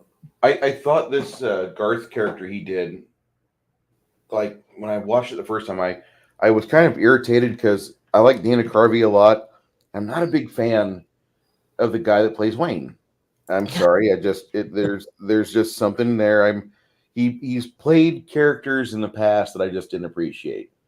And Garth always feels like the absolute beta nerd. Hmm. But I wanted Garth to come out on his own, and whenever he does move on Donna Dixon, that was classic movie magic right there. Hmm. Um, and we need at some point to watch Holiday Road. Oh wait, that's National Lampoon's Vacation. At some point, Hmm. because The scenes though where you see Garth and he's doing that tight jaw grin, like yep, not really knowing. Uh, you can see that he's really excited, but he doesn't really know how to react to his own bodily excitement or whatever. And he's looking at her with that look on his face, like he can really see her and he could smell her hair. Basically, you could just see that overall look on him, and it was just so cute because I remember real nerds having facial expressions like that, in junior high school with some of the cheerleaders and things like that. And maybe that's why I think he's so adorable, because I had so many nerd friends in school that they didn't have their hair like that and stuff like that, but it was just a quirky way he moved his arms and the way he carried himself throughout the whole movie. To me, it just reminded me of so many awkward teenagers, geeky teenage guy friends of mine. and that and maybe I was more like that too myself. I just didn't look at myself that way, but that's how I looked at them. I just thought they were adorable and sweet. Even that movie, Just One of the Guys, some of the nerds in that, and now the two nerds that were like couldn't be separated, the lizard guy and the other one, when they were like that kind yep, of those two guys. Now that was over the top. To me, they were just being really stupid, whatever. But some of the other ones that were in it that were friends of hers and saying, I know that, I would like to take you to the dance. And she said she wasn't ready. Those friends, I had so many friends like that those were my friends in school. So maybe that's why I love those characters so much, is because they remind me of when I was young in high school and I in think junior. that's why you. I think that's one of the big reasons why you fit in so well with us is because we kind of remind you of that awkward phase, because a lot of us can still pull that awkward stuff off really well. We were nerds, but we've grown and we've learned how to integrate into a life with more technology. and the nerds kind of run the planet now. And I'm not saying we run the planet, but I'm just saying that we know how to function in a connected world a little bit better than we did. Mhm. The nerds weren't great until like the 80s or late 90s, actually, because you still didn't have the really good internet until like 96, 97. Mhm. And ever since then, it's like things have gone less and less from manufacturing and industry, and now we're doing more service related work. And so you have like my little friend Chewy, who he's employed by a company I'm not real fond of, but he sits at home all day as their IT specialist, and he handles everything company wide, nationwide, Mhm. global for them. Yeah. And that's all he does. He just sits there and he drinks Black Rifle coffee because he's paid to, and he works for them. And he's got like the most perfect life as a nerd. And he's telling me the other day, like, oh Bruce, I just saw the new rules for Frostgrave 2.0. You got to get it. I know you love Frostgrave, Bruce. I'm like, God damn it. I wish I had a day job where I could just sit at home all day and like check out video games and miniature games and like, oh, there's a little problem and 7 minutes later it's fixed. And yeah, you're on call, you have a pager, you have like your phone going off with like Mhm. a link you need to go follow, and you have to go check out this IP here. You have to correct this typeface on this font on this international website here. But he maybe does 2 hours of work a day, and he's paid very well. So I'm very proud of him, and that's just what the world has come to now. Yeah, and the difference though, I think, is not just that we're older because of it. It's the fact that now we're older, but we actually have money now. So we're still in our minds and in our hearts, we're still that geek nerd that when you see a comic book, an older comic book, or a knickknack, or or a sword, or like me showing my sword off, at our game, that I found a treasure at my dad's house or whatever. But it's the fact that we can buy these things now. We can buy the things that we used to beg our moms and dads for, but we can do it for ourselves. So we can be nerds, just like we were in high school, and get enjoyment of watching the nerddom as in real life.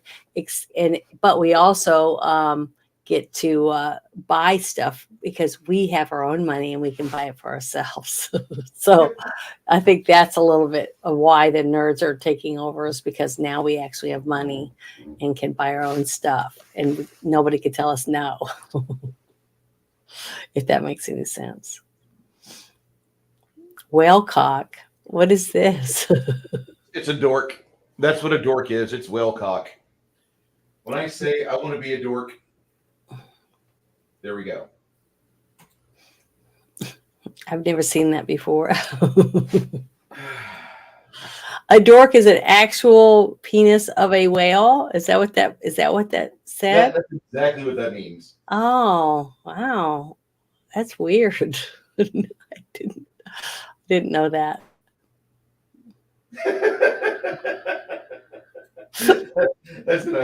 I love that thing.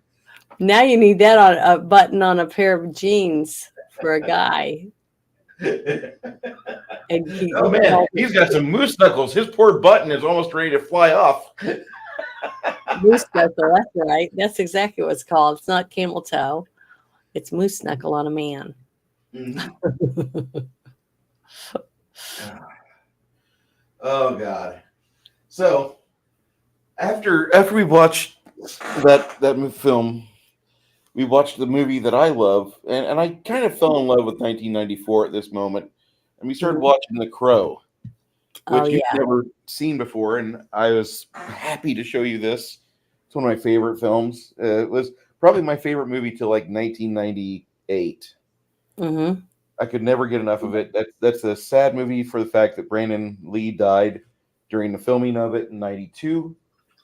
No, '93 it happened, and then in '94 they released it with using a mix of Yeah. CGI and some other things. But that is such a good movie.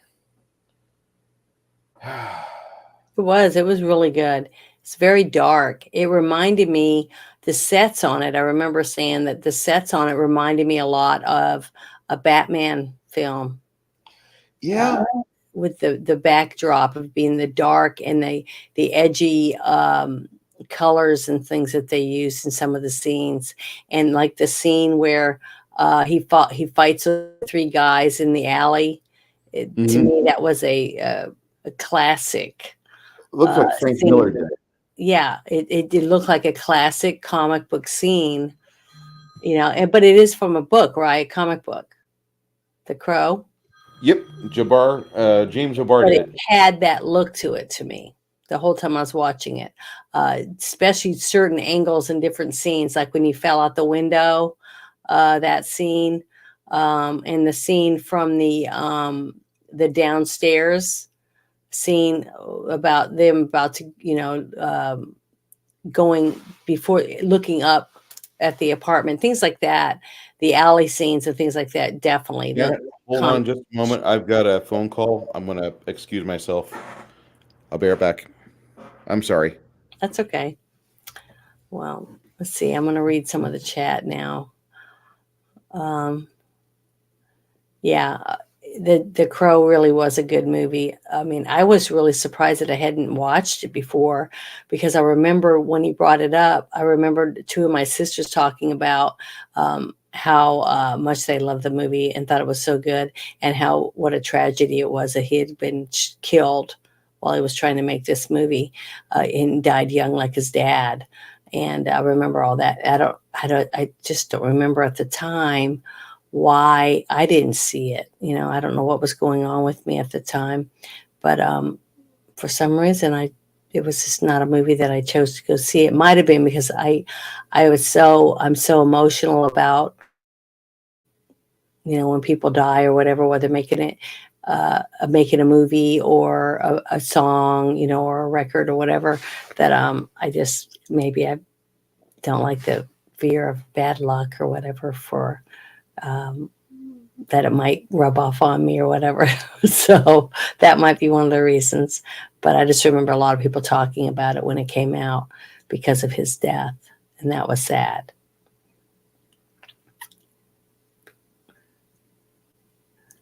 Trying to read some more of the chat.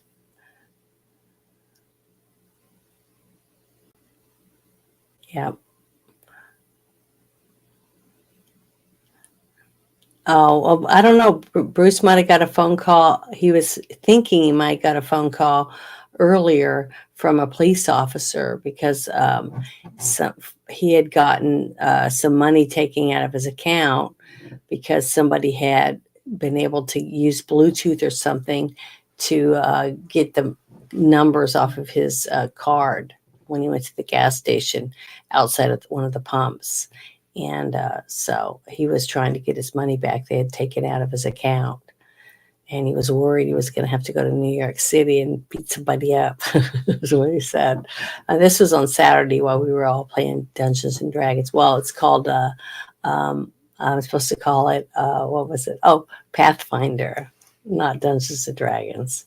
But it is Dungeons and Dragons. We're all playing. It's like a a Baldur's, that kind of game. And it's a lot of fun, but it was very frustrating for him because he was just trying to get that straightened out. And he said he might be getting a phone call from one of the police officers. So that might be. I'm not saying that's what it is because I don't know. But, oh, someone else came in. Parrot Head. Hi, Parrot Head. Thank you for joining us. And we are counting down all the movies that we watched in this last year on our movie reviews, since which I'm so thankful that he asked me to do this with him, because I love doing this. It's so much fun, and I know I'm not a professional or anything, but after he interviewed me for his channel, because his girlfriend at the time thought I was funny on my Instagram videos. And so he had me on his show and interviewed me. And while we were talking, and he asked me about a movie I had not, and I said I had never seen it. So he asked me if I would want to come on each week and watch a movie and we would talk about it, like what we're doing right now. And that's how we started uh, doing this every week. So I'm thankful that his now wife saw me, thought I was funny, and he got to talk to me and got me to do this because I love doing it. It's fun. It's been enjoyable. And I like, trying to dress up or be theme, have a theme going on, whatever, for the movies that we're going to do. And I've enjoyed it. I really loved getting to make my habit and stuff for when we did the Blues Brothers. That was fun. And, how many people get to do that? Not very many. And I feel very privileged and honored to get to hang out with everybody on Monday nights and do this kind of stuff. I just think it's great. And I'm really getting into it. And I'm going to miss it when something happens or whatever, and I'm not able to do it anymore. Or Bruce can't do it anymore, or we don't have the internet anymore because they pass a law and take it away from us. I don't know, but I'm thankful. So thank you guys for hanging out with us enough to even want to listen to what we have to say. I think that's great. But without you guys, it wouldn't even be possible. Just want you to know that.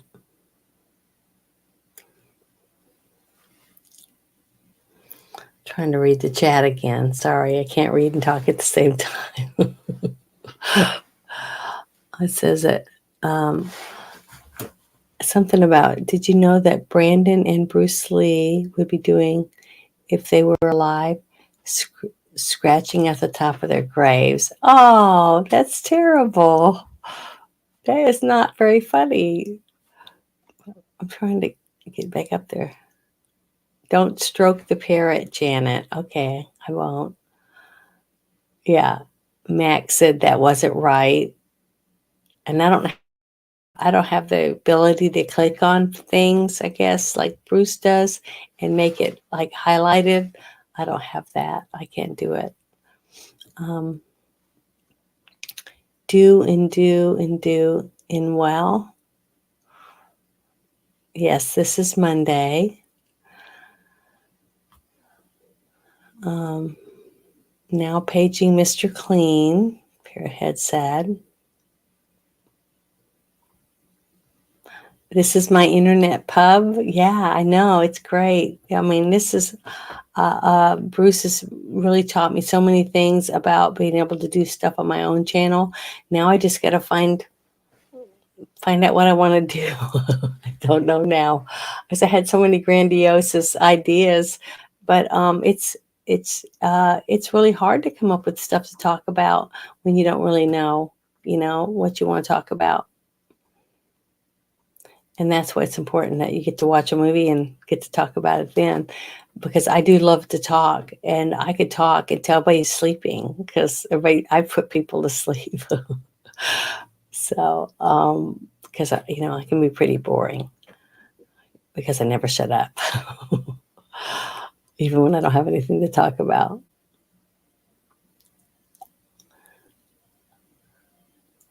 Okay, I've read everything now, but hopefully everything's okay. I hope everything works out good for him. But if any of you, I think all of you, I recognize your names. If you think of any movies, or I'm trying to talk him into maybe doing a special, like on a series, like watching a series and watching one episode at a time and talking about the one episode. But we can't agree on any of the shows because I'll think of something and he's like, I'm not watching that one. So I'm sorry. it's okay. I was just trying to not bore everyone to death while you were gone. No, we're good. I had a brief discussion with the San Antonio PD. Oh, see, that's why I told him. I said, I remember you said something that you might be getting a phone call from a police officer. Yeah, this shit happens at fucking 7:00, and here it is 9:30. Well, I mean, they Bobby have a kinda cooled off. backlog of people. Thank you. Michael, Val, George, or Bale. I I like the Michael version of Bruce Wayne. Mm-hmm. George is not in the equation. Mm-mm. Christian Bale did a good. He did a very passable Bruce Wayne. Mm-hmm. Um, Val Kilmer did a really good Batman. Mm-hmm. Yeah, I think so. Yeah, Um, I thought Michael was the best at both characters. You know what I mean?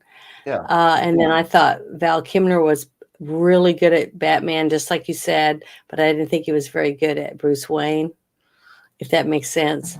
And George Clooney, I was like, I don't even think he should have ever been involved in any of it. But Christian Bale, I think he did a really good at a bachelor, a wild rich guy. But I didn't like him so much as Batman, if that makes sense, for sure. But I loved Michael Keaton. I thought he just did phenomenal at both characters to be believable for me. But I liked Jack Nicholson's Joker too. I thought he did a really good job. But I lean towards the Joker that was on the TV show a lot. The campiness, I guess, just like I said earlier. And I liked a lot of the characters that were on the TV show.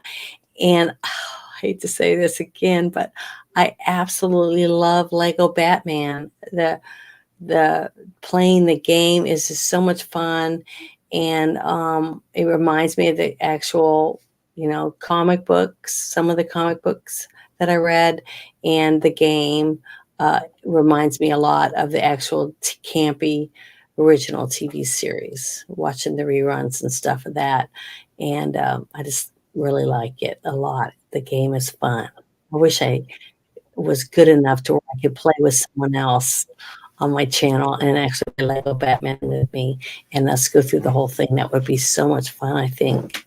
And I'd laugh a lot. It would be so entertaining. I would do that if somebody has that and wants to play it with me. see, I've never played that. I've heard it's good. It is. It's so much fun. And I can actually do some of it.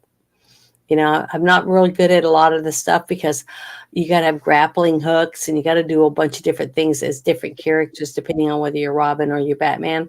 But, and you can't play the other characters until after you beat certain levels and then you win the people, like that.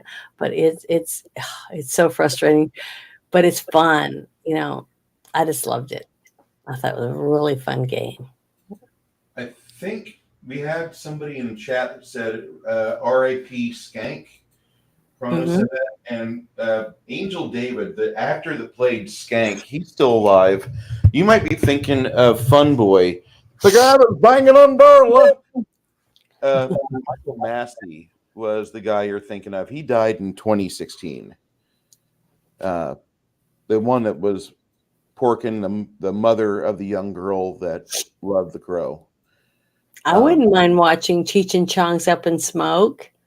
The crafting gamer asked if we were going to do that. I wouldn't mind doing that. That was a really funny movie. And did you know Cheech and Chong had their own TikTok? No, I need I'll to. have to send you a couple of their funny little TikToks that they do. They're really funny. And they do it together, which makes it really fun, too. He used to live across the street from where both Bruce and Brandon Lee are buried in Seattle. I'm trying to read some of these chats on here. Don't stroke the parrot, Janet. And Travis is like, you know what they'd be doing if they were still alive? Yeah, they'd be scratching at the top of their Yes, grave. Stunning and Brave says that they played Lego Batman and it is fun. And it is. It really is a really fun game. I know it's for kids, but I just can't play. I've played Halo a little bit, their first Halo, and some of those other games, but I'm just not that good at. I'm not fast, at doing all the stuff. So I end up dying all the time. And it's just not fun when you're dead all the time. When you're always last, it's not fun. So if you can play a game where you don't really have to go at a certain pace, that to me is more fun. That's why I think I like Goat Simulator so much, because it's simple and I can go at my own pace and I don't have to rush through it or anything, and just try to do certain things and figure it out. So Yeah, I like Alfred best in the first 4 Batman movies.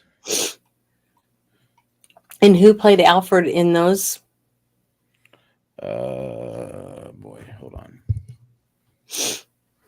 Oh, my nose is running. Oh, I hate it.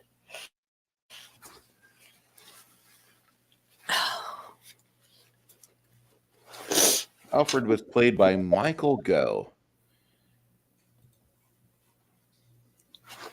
I even thought that the guy that played Alfred in the newest Batman that came out with the Twilight guy in it, I thought he did a pretty good job in that one too. Oh, now I know who it is. Yeah, he was really good. I liked Alfred. Alfred's pretty kick butt in the Lego Batman. There's a couple things where he uses his tray, that he's carrying everything around on, and he uses it to fight off lasers and stuff. It's pretty good.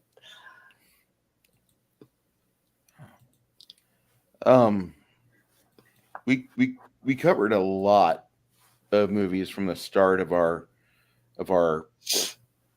run here. Anything that we've done since, say, The Crow, or Yeah, I talked about making my habit and stuff for Blues Brothers. How fun that was, and how I'm thankful that you asked me to do this with you. And I just feel privileged to get to do this every week and get to watch a movie and talk about things. And I love to talk, and it's like just getting to hang out with my friends and talk about things that I really like. Many people get to do that very often, and I enjoy it a lot. I get that. Before too long, we're going to start streaming this content over to Rumble as well, because we have had a lot of views pop up.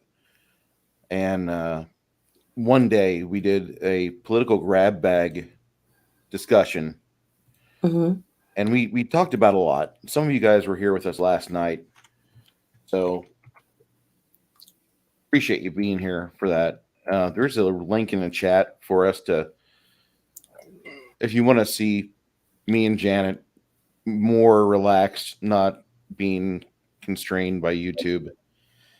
There's that. We have 298 views on that one video. That's good. That's amazing, because it might take me 2 years to do a normal Monday night to 200 views. So I think Rumble is a lot more of our tribe. A lot more. See, I didn't know that. I thought Rumble, you could only film on Rumble. You couldn't put it on any other channel. I'm going to link both through StreamYard, and I'll have the StreamYard up for this. I'll have my phone off to the side to where I can see the chat, and we will stream it kind of like what we did last night. That way I can keep an eye on both. That sounds good, but I just didn't know you were allowed to do that. I don't know enough about any of this stuff. Friends that do streaming on both. Rumble's big thing is you have an exclusive Rumble available, but the main thing is that don't stream your stuff on Rumble if it's supposed to be exclusive somewhere else. That's the main thing. Well, exclusive, that means like you got a deal with someone or something, right? Exactly. Okay. Well, I don't have anything like that. Yeah, but we don't have anything like that over here. In fact, The only thing I could say is that if you like me, if you like people that you see on this channel that hang out with Bruce, I do have an affiliate group contact with these guys here. And if you use this checkout code right here for Blackout Coffee, I'll get you 10% off. There's other better codes out there that pop up throughout the on and off throughout the year. But any given time, use that code, 10% off. Bam. And that's for Blackout Coffee. They're a really good company. They are Second Amendment admirers. They love the First Amendment. Appreciate you. You don't have to do that, but that's who I'm partnered with. On the future, I will be partnered with a group called 22 Sierra Coffee. We just don't know when that will start, but I'll be getting you this. And that's another group of people that are affiliated with Waking Up. And they have some really good coffee too. Parrothead, I don't know. I should be asking him to pop on. Janet, do you want to do this one more night, or do you want to just jump back to movie talk next week? Do what another night? Finish the rest of our movies? If you want to finish the rest of our movies, or if you're happy with discussing the things that happened 12, 11, 8 months ago. No, I think it's fine. I mean, I don't see why we have to discuss every single movie. No. You know, this is our 1-year anniversary type thing, and I think we did good. We talked about what we liked, and we interacted with our people that still show up for some reason, which I'm glad. They've grown. We really have grown on that. I think it's awesome. I'm happy that they think we're entertaining enough to hang out with us for a while. I think it's fun, and I want them to, tell us, things if they like it or if they don't, and we can try to work on it. If they think that we can do something better. Yeah. So next week we're going to be doing the movie Hamburger, the movie. Is it a scary movie or something? I don't think so. I think it's like a teen movie, kind of like Meatballs or Porky's. It's a young adult sexual adventure movie. Well, I was thinking when they said hamburger, I was thinking like a zombie flick or something, and we're all hamburger, going to die or something. I don't know. That's just what pumped in my head. So yeah, I'm going to watch it. Well, we'll see how it turns out. This is a 1986 movie, teen film, with Randy Brooks, Chuck McCain, Deborah Blee, Lee McCloskey, Jack Blessing, Dick Butkus. Oh my God. Karen Mayo Chandler. It sounds familiar, but I can't picture who they are. Oh, I think we're gonna have fun with this one. This is not a great movie. This is going to be a fun movie. What Naked Gun type shit? Yeah, Naked Gun-ish. Naked Gun-ish? Yeah. Naked Gun, remember that? Mm-hmm. Yeah, it's that level of silliness. Okay, then good. It'll be fun. It'll be a fun movie. We'll try it. Russell Procco has been expelled from several schools for lewd, crude, and nude conduct. Buster Burger University is his last chance for an education and pleasing his disappointed parents. Okay. Looking forward to it.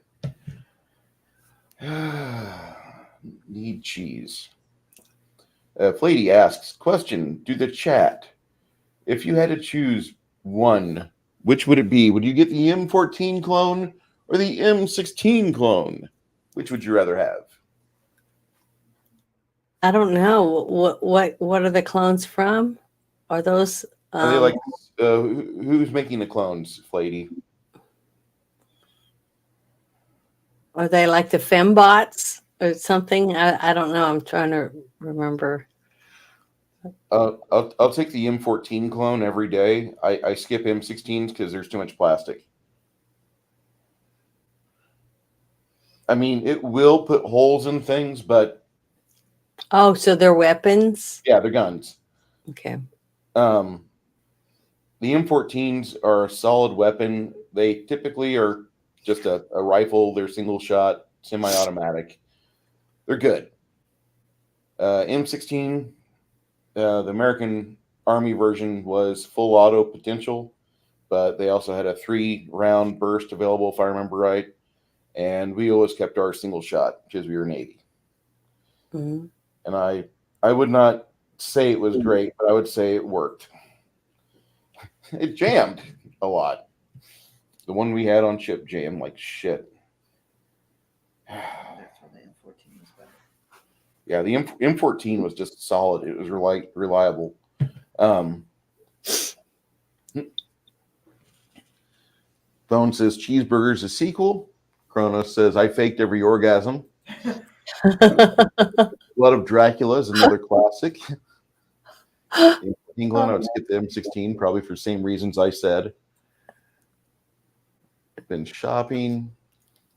It's comedy with tits. But Kronos saying that reminded me of the movie When Harry Met Sally. Remember? Yes. The The table scene. Yeah, in the diner. And that one lady said, I want to order what she's having. Oh, that was funny. Safe and semi and rarely jammed. Mm-hmm. Gordon Lightfoot died. What? When? No. Today? I'm still kind of sad about the fact we lost Jerry Springer. Yeah, that was He died today. Gordon Lightfoot has passed. The Wreck of the Edmund Fitzgerald.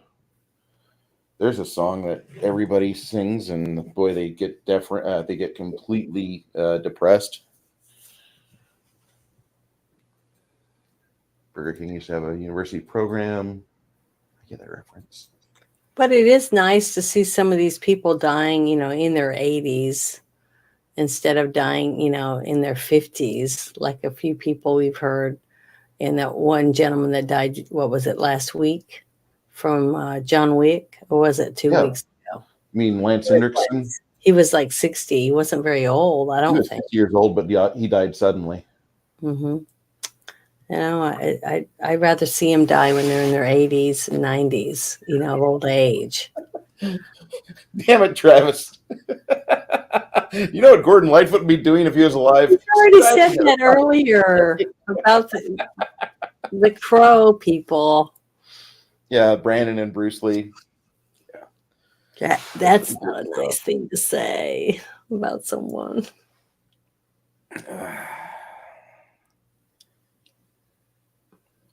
But yeah, thank you guys for joining us tonight. That was really made it nice.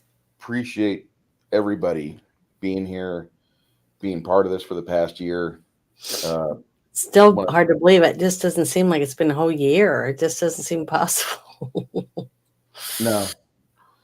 But it has. It really doesn't.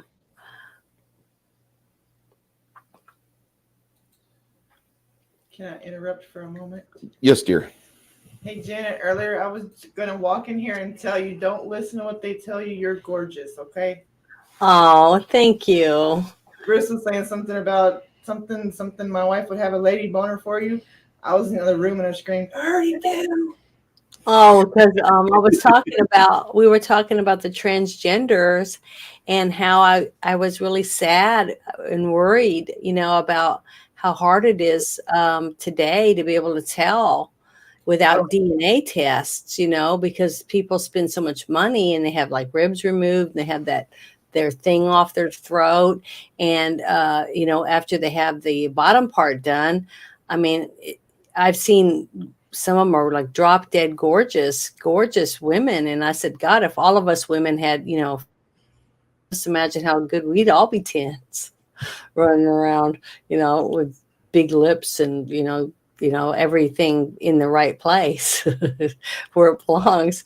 And man, we'd be really happy ladies, and so would all the guys. But the thing is, it's scary. Think about it.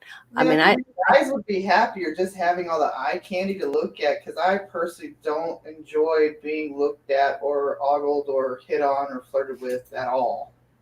well, there's a lot of men that feel the same way, but the thing is, a person that takes that kind of time and effort to have surgery to have abs put in and butt cheeks and all that stuff for guys and gals, they want to be looked at. I mean, Clean. it, that's why they're doing it. Why else would you do it? Like that one guy that wanted to look just like Ken, that Yeah. brushed off. I mean, and then you got Madonna, like I was talking about her face. Why do they think that these giant chins and cheeks and all that stuff is attractive? I And always wanted my ladies to look like Jay Leno. Uh, I don't understand it. It just doesn't make any sense. But um, you know, some people just have to grow old gracefully. I mean, look at was it um, Raquel Welch that recently passed away not very long ago, Yep. or was it Anne Margaret? It was Raquel Welch, I believe. They look pretty darn good considering how old they were. So I'm just saying, it's just if people wouldn't make fun of people because they're older and accept them, let them be old. Like Jack Nicholson, I saw a picture of Jack Nicholson in a balcony or something, and they were talking about how old he looks. Stuff about him. He is old, you know. he embraces his age, though. Bruce Willis, I saw some pictures of him with his kids and stuff, and he's a grandpa and stuff now, and he should look like a grandpa. And I thought he looked great, for his age and everything. So it's a paparazzi or whoever is taking pictures and then posting it and saying horrible stuff. What was the actress's name that was in Look Who's Talking? Kirstie Alley. Yeah, she was a beautiful woman. Even when she was heavy, I thought she was a beautiful woman. But it's That on the I'm inside. never gonna have shame for what I did to myself when I watched Fat Actress. Ever. I loved her She's at just any a good size. person inside and Oh, out. And people should be more appreciative of the overall package that they're getting and not just, oh, she's got pretty lips or she's got a nice curve, or this or that, or he's got a washboard stomach or something like that. And I laughed at a lot of these people because these guys are saying women want this, that, the other. And I'm like, most of the guys that I know that are married to my friends, they all have dad bods. They're not, none of them, not a single one of them looks like a Stretch Armstrong running around. And I said, and most of them, the girls, they look really good because they take care of themselves. They're trying to be healthy, but they're not tens, not like these models like Giselle and all these people running around. So it's just nice because put on a little makeup, pull your hair up and put on some nice clothes that are flattering to you, like tuck your shirt in, and things like that, and try to make yourself more presentable. You automatically look more attractive. And when you got two people holding hands walking down the street and they're both bathed and their hair's combed and stuff, I think they're cute. I think they're adorable. And just like I said about seeing Dana Carvey as the little nerd in Wayne's World, I just thought he was adorable, and he was just himself, his character wise. But in real life, if I saw him, someone like that, I wouldn't just say, "Oh my God, look at him, he looks like a nerd." I would just say, "Oh my God, he's so cute. I want to go over and give him a big old hug."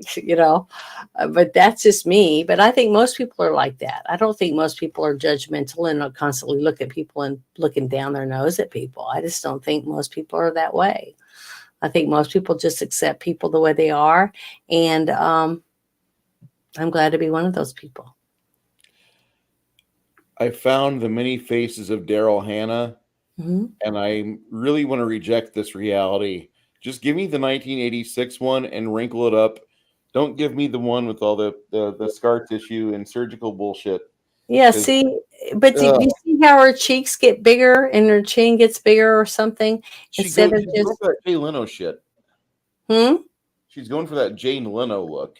I know, But and to me, that's sad that a doctor would willingly do that, take money from someone, and do that to someone and make them look that way. I mean, if she was going to be in the Hocus Pocus 3 and we need to have somebody with a really good hook nose and some high cheekbones and a very long, like exaggerated chin, go Daryl Hannah, all you. Hmm. I just, yeah, Helen Hunt can't even recognize her nowadays. Daryl Hannah, she is the worst of the surgery moms. I'm telling you, like this is so sad what we have. And that You woman, know, and she was in the movie Kill Bill, right? yeah, she was And actually kind of how I attractive wonder in how Kill old she Bill. was in that because I thought she looked pretty darn good in Kill Bill. One of my favorite photos of Daryl Hannah.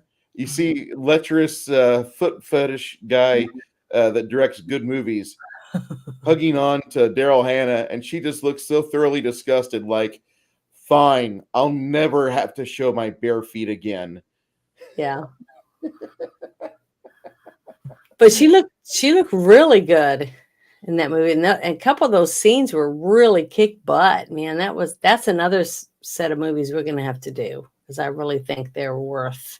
I would agree. 1 and 2 should be reviewed at the same time, though. Yeah, well, I mean, it doesn't matter whatever way you want to do it, but I'm just saying though that's just really good movies. I want to watch those two together because I've never seen them together. I saw one, and then like a 2 year later, I get to see part two. Mhm. And I just feel like I was robbed. Like I need to see it in a 4 hour stretch, just like I've watched diligently every year the Lord of the Rings movies, all in Mhm. a 10 hour fucking festival of geekdom. Sounds And my like wife's fun. like, all by herself too. She hates those movies. Fine, fine. I love those movies. Um, I love the Lord of the Rings movies. Yeah. That's yeah. Well, and we'll review those individually. Um, but Kill Bill, the reason why I would say that is that that's just an enlarged story that you can get through all of it within about 4 hours. I think we could talk about it within 6. Mhm. Yeah, I think so. But they're definitely movies that I think we should watch. I mean, they're really really good, and I think that we should definitely watch them. I like the soliloquy that Bill has about Jesus and about Superman. Hmm. That's one of my favorite Kill Bill or Quentin Tarantino moments, and there's not many of those. Hmm. There's not. I don't like Quentin Tarantino that much at all. I can't stand the guy. But Kill Bill has a good part two to it. Jackie Brown, nobody ever talks about, and I wonder why. I love that movie. That's one of my favorite. That's probably my favorite actual directed by Quentin Tarantino film there is. Even though Hmm. Before Dusk Till Dawn is really good, but my favorite Quentin Tarantino film we've already talked about, and that was True Romance. Yeah, True Romance I thought was just great, but he didn't touch it, so we didn't have to see anybody's and feet. that was another movie that I'd never seen, and I thought was phenomenal movie when I got to watch it. It was really really good. The acting was good. The story was great. The action was good. I mean, it was just a really, really good movie. And I was surprised that I was like, why didn't I see this? So it's It, like, nobody saw it. yeah, Whenever I because first so saw many it, movies when I was younger, it's shocking to me how many great movies there were compared to what we're getting today. You know, well, we're dying to go to the movies. People want to go to the movies, but there's nothing to go see that we want to spend our money on. So, past 4 years, what's the movie in the theater that you absolutely would watch today at 10:04 p.m.? Would get your shoes on. We're going to go see this movie. What movie is it? I would go. Well, there's a couple of them, and one of them was the Top Gun movie, the newer one again that came out. I would definitely go see that again. And another one was I love the Dungeons and Dragons movie. I thought it was really really good. I thought it was so entertaining. I really loved it, and I laughed and I cheered, and I just thought it was a great movie. I see Mac has said Nefarious, and I keep hearing about this movie, and I need to see it. I haven't seen it yet. Um, I will see that movie. That's on my list. John Wick 4 is like Oh the yeah, only John Wick. film. All the John Wick movies, I'd go see again too. Yeah. They were all If great. God, I would love it if Alamo Draft House would have a John Wick day where you go pay like $60, but like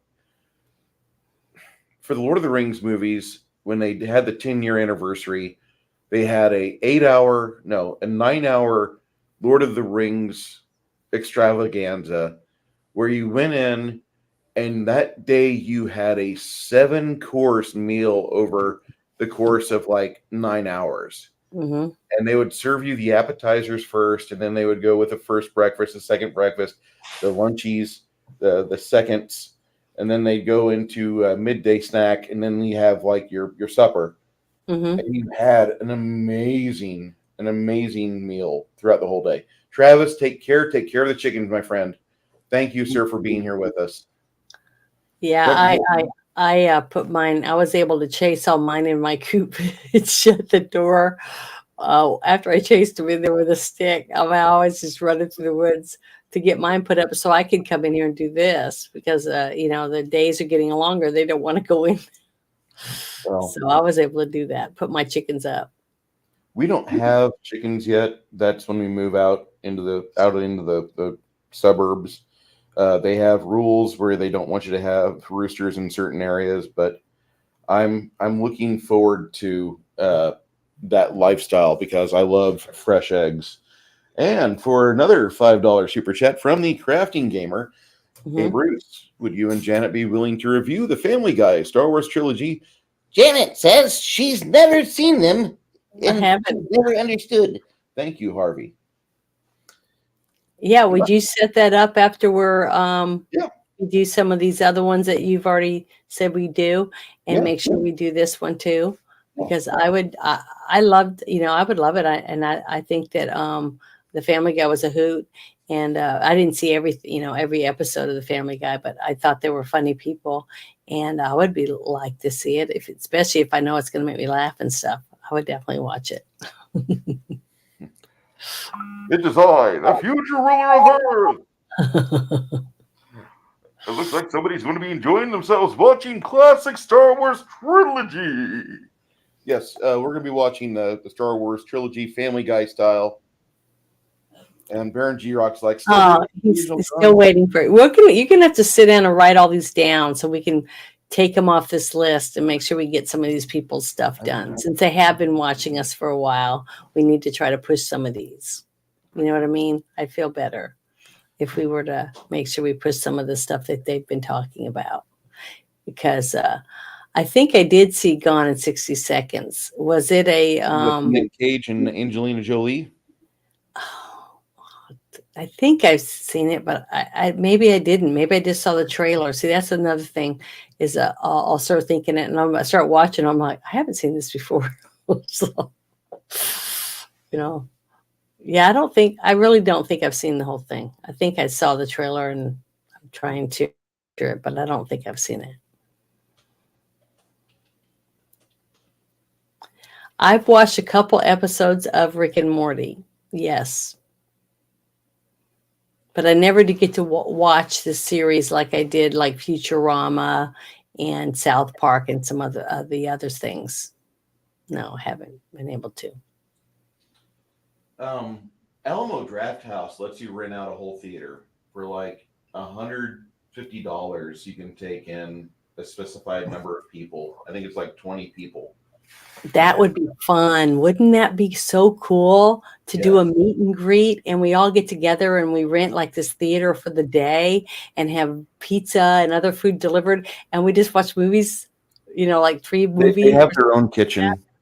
The kitchen at Alamo Draft House. Texas? Yeah. Yeah, it's a chain of theaters, but they are staffed by the best potheads that money can buy. If I had the money and I couldn't do it here though. I just don't think it would make any money here. But if I could open my own cinema pub in New Orleans, oh man, that would be fun, to be able to go in and it's like got a slanted flooring where everybody can sit and you go in and you have swivel chairs and stuff and you can get food and booze and stuff while you're watching a movie. I think it would be great. Garrett, are you talking about this one here? I have definitely seen that movie. That's 1974. Is that the one he wants me to watch? I think it is. Let me go No, I back have to it. not seen it. I have not seen it. Never saw that one. Yes. I thought Yes, there was another one though, a newer version of there Gone in is. From 67. 2000. There's one with Nick Cage and Angelina Jolie. Okay, And there might no, be I a haven't seen third that one. one either. I haven't seen that one either. I haven't seen either one of them. But I love the police cars in the first one. You know, the classic police cars. They look Yes. like. That's pretty cool. Flady, I have a question for Flady in the Mhm. chat. About 2-3 months ago, we had, it might have been May of last year, but they had in the theaters Star Trek II: The Wrath of Khan for the 40th anniversary. Did Mhm. you go see that? I did not. I wanted to, but I forgot about it. Mhm. Um, I want to see that on the big screen before I die because that was such a good movie. Yeah, the thing is that now that I'm where I'm at now compared to where I was, because I could go to the movie theater in New Orleans and get that giant, special popcorn dish that looks like a something to put your, collectibles in or whatever. Yeah. But they don't have that stuff here. Anything that you think that you could get at a decent place, you're not going to find in the Hillbillyville. They just don't have nothing like that. So That's kind of like what very that's depressing. the only reason why I like living here is because of all the things I can do in San Antonio. Yeah, that's the one thing I'm starting to. I'm like, it's very depressing. The first time when I realized that I have to drive 45 miles one way to buy wine. Okay, just think about it. That's a long ways. When you used to be able to drive 5-10 minutes from your house and get it, and now you can't. And they don't. You can't go to a restaurant unless you have a membership or whatever to even get wine with your dinner. So it's very Hillbillyville. That's what I call it.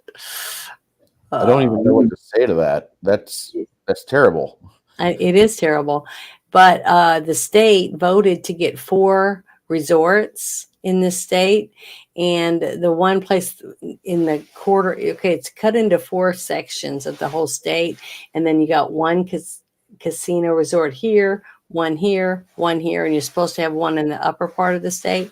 And it's the only part of the state that hasn't had it because churches have been taking it to the court, to try to stop them from being able to put this resort in. So if we ever get this resort, things might change here, and it will actually have decent things that you can do instead of just sitting on your porch looking at the grass grow. Now, I've been in parts of Wyoming that are great, and the area near Laramie is fun. Wyoming is a really beautiful state, but I don't like cold weather. As I got older, my bones get achy with cold, so I can't do that. But I love the summer months in Laramie and in Wyoming in general. Wyoming, Montana, beautiful in August, amazing. I can't do the cold though. The Dakotas, I was up in the Dakotas in August of 2006, and I was getting snow on my windshield. So I thought that's probably not a repeat trip. But I couldn't have. I wasn't in charge. I had a dispatcher put me through there. So. Well, you must have hated it when you had that little storm that went through the freezing. I did. Yeah, I but it was really absolutely hate the bad. cold. I didn't move to San Antonio to look at the weather radar and see the state looking like a burrito, a frozen burrito that you cannot warm up in a microwave. Ugh, not into that. I was really down that week. I'll just say that. Well, if I decide to move from here, I might move to. I would probably move to Arizona or Nevada, probably because of this. My allergies are just, ugh. And I'm doing years. I'm almost 5 years in of shots every week, one in each arm, trying to get to where I can not be miserable. And my allergies are not just spring allergies; they're worse right now. But I'm allergic to molds and mildews, which is really bad because I'm in like the Delta, where it's like you know Yeah. freaking 90% humidity. So I get it. everything's moldy. Yeah, So, it's humid here. You would have naturally curly afro mhm. if you were here. Yeah, Mine, my hair is really curly on the real humid days. It starts to get really curly, even though I try to straighten it and stuff like that. But it's naturally curly. I So, really like Arizona. If New Mexico wasn't so stupid on their politics, I would probably want to move there. But New Mexico's a beautiful, beautiful state too. But I love the Landon, desert. Hmm. um, crap, we're almost 2 hours and 2 hours 35 minutes in here. Um, yeah, North Carolina coastal's great. I prefer your choices there. Arizona sounds best though, Mac. I Because you couldn't can imagine. drive a short distance, a few hours, and you can go snow skiing, if you want, and things like that in Arizona and in Nevada. So, you know, Can't blame that. and you can That's have the beautiful, cool summers, uh, even in the at night, and then really hot during the day. But the weather isn't so much the thing; it's the fact that my allergies would probably be almost non-existent, which I would be. Ugh, I don't even know what it would be like to be somewhere where I'm not sneezing my head off or stuffed up or whatever all the time, or my eyes watering. That would be nice. when I was in my 30s, I could handle the cold until it got down to -50, and then I was just like, "Fuck this, we're Yeah, but done." don't they have lakes in Arizona and Nevada? They do. So just make sure you live near a lake so you can fish. Because I love to fish too, and I love camping and I love hiking. And you can do all those things in the desert, you Very know. true. So We're gonna wrap this up because I've been receiving some DMs like, "Hey, wrap it up. It's almost 3 hours. You guys, you're doing good. This was a great, fun stream. Had great fun. Here's yeah, it money." was fun. Thank you But so much, everybody.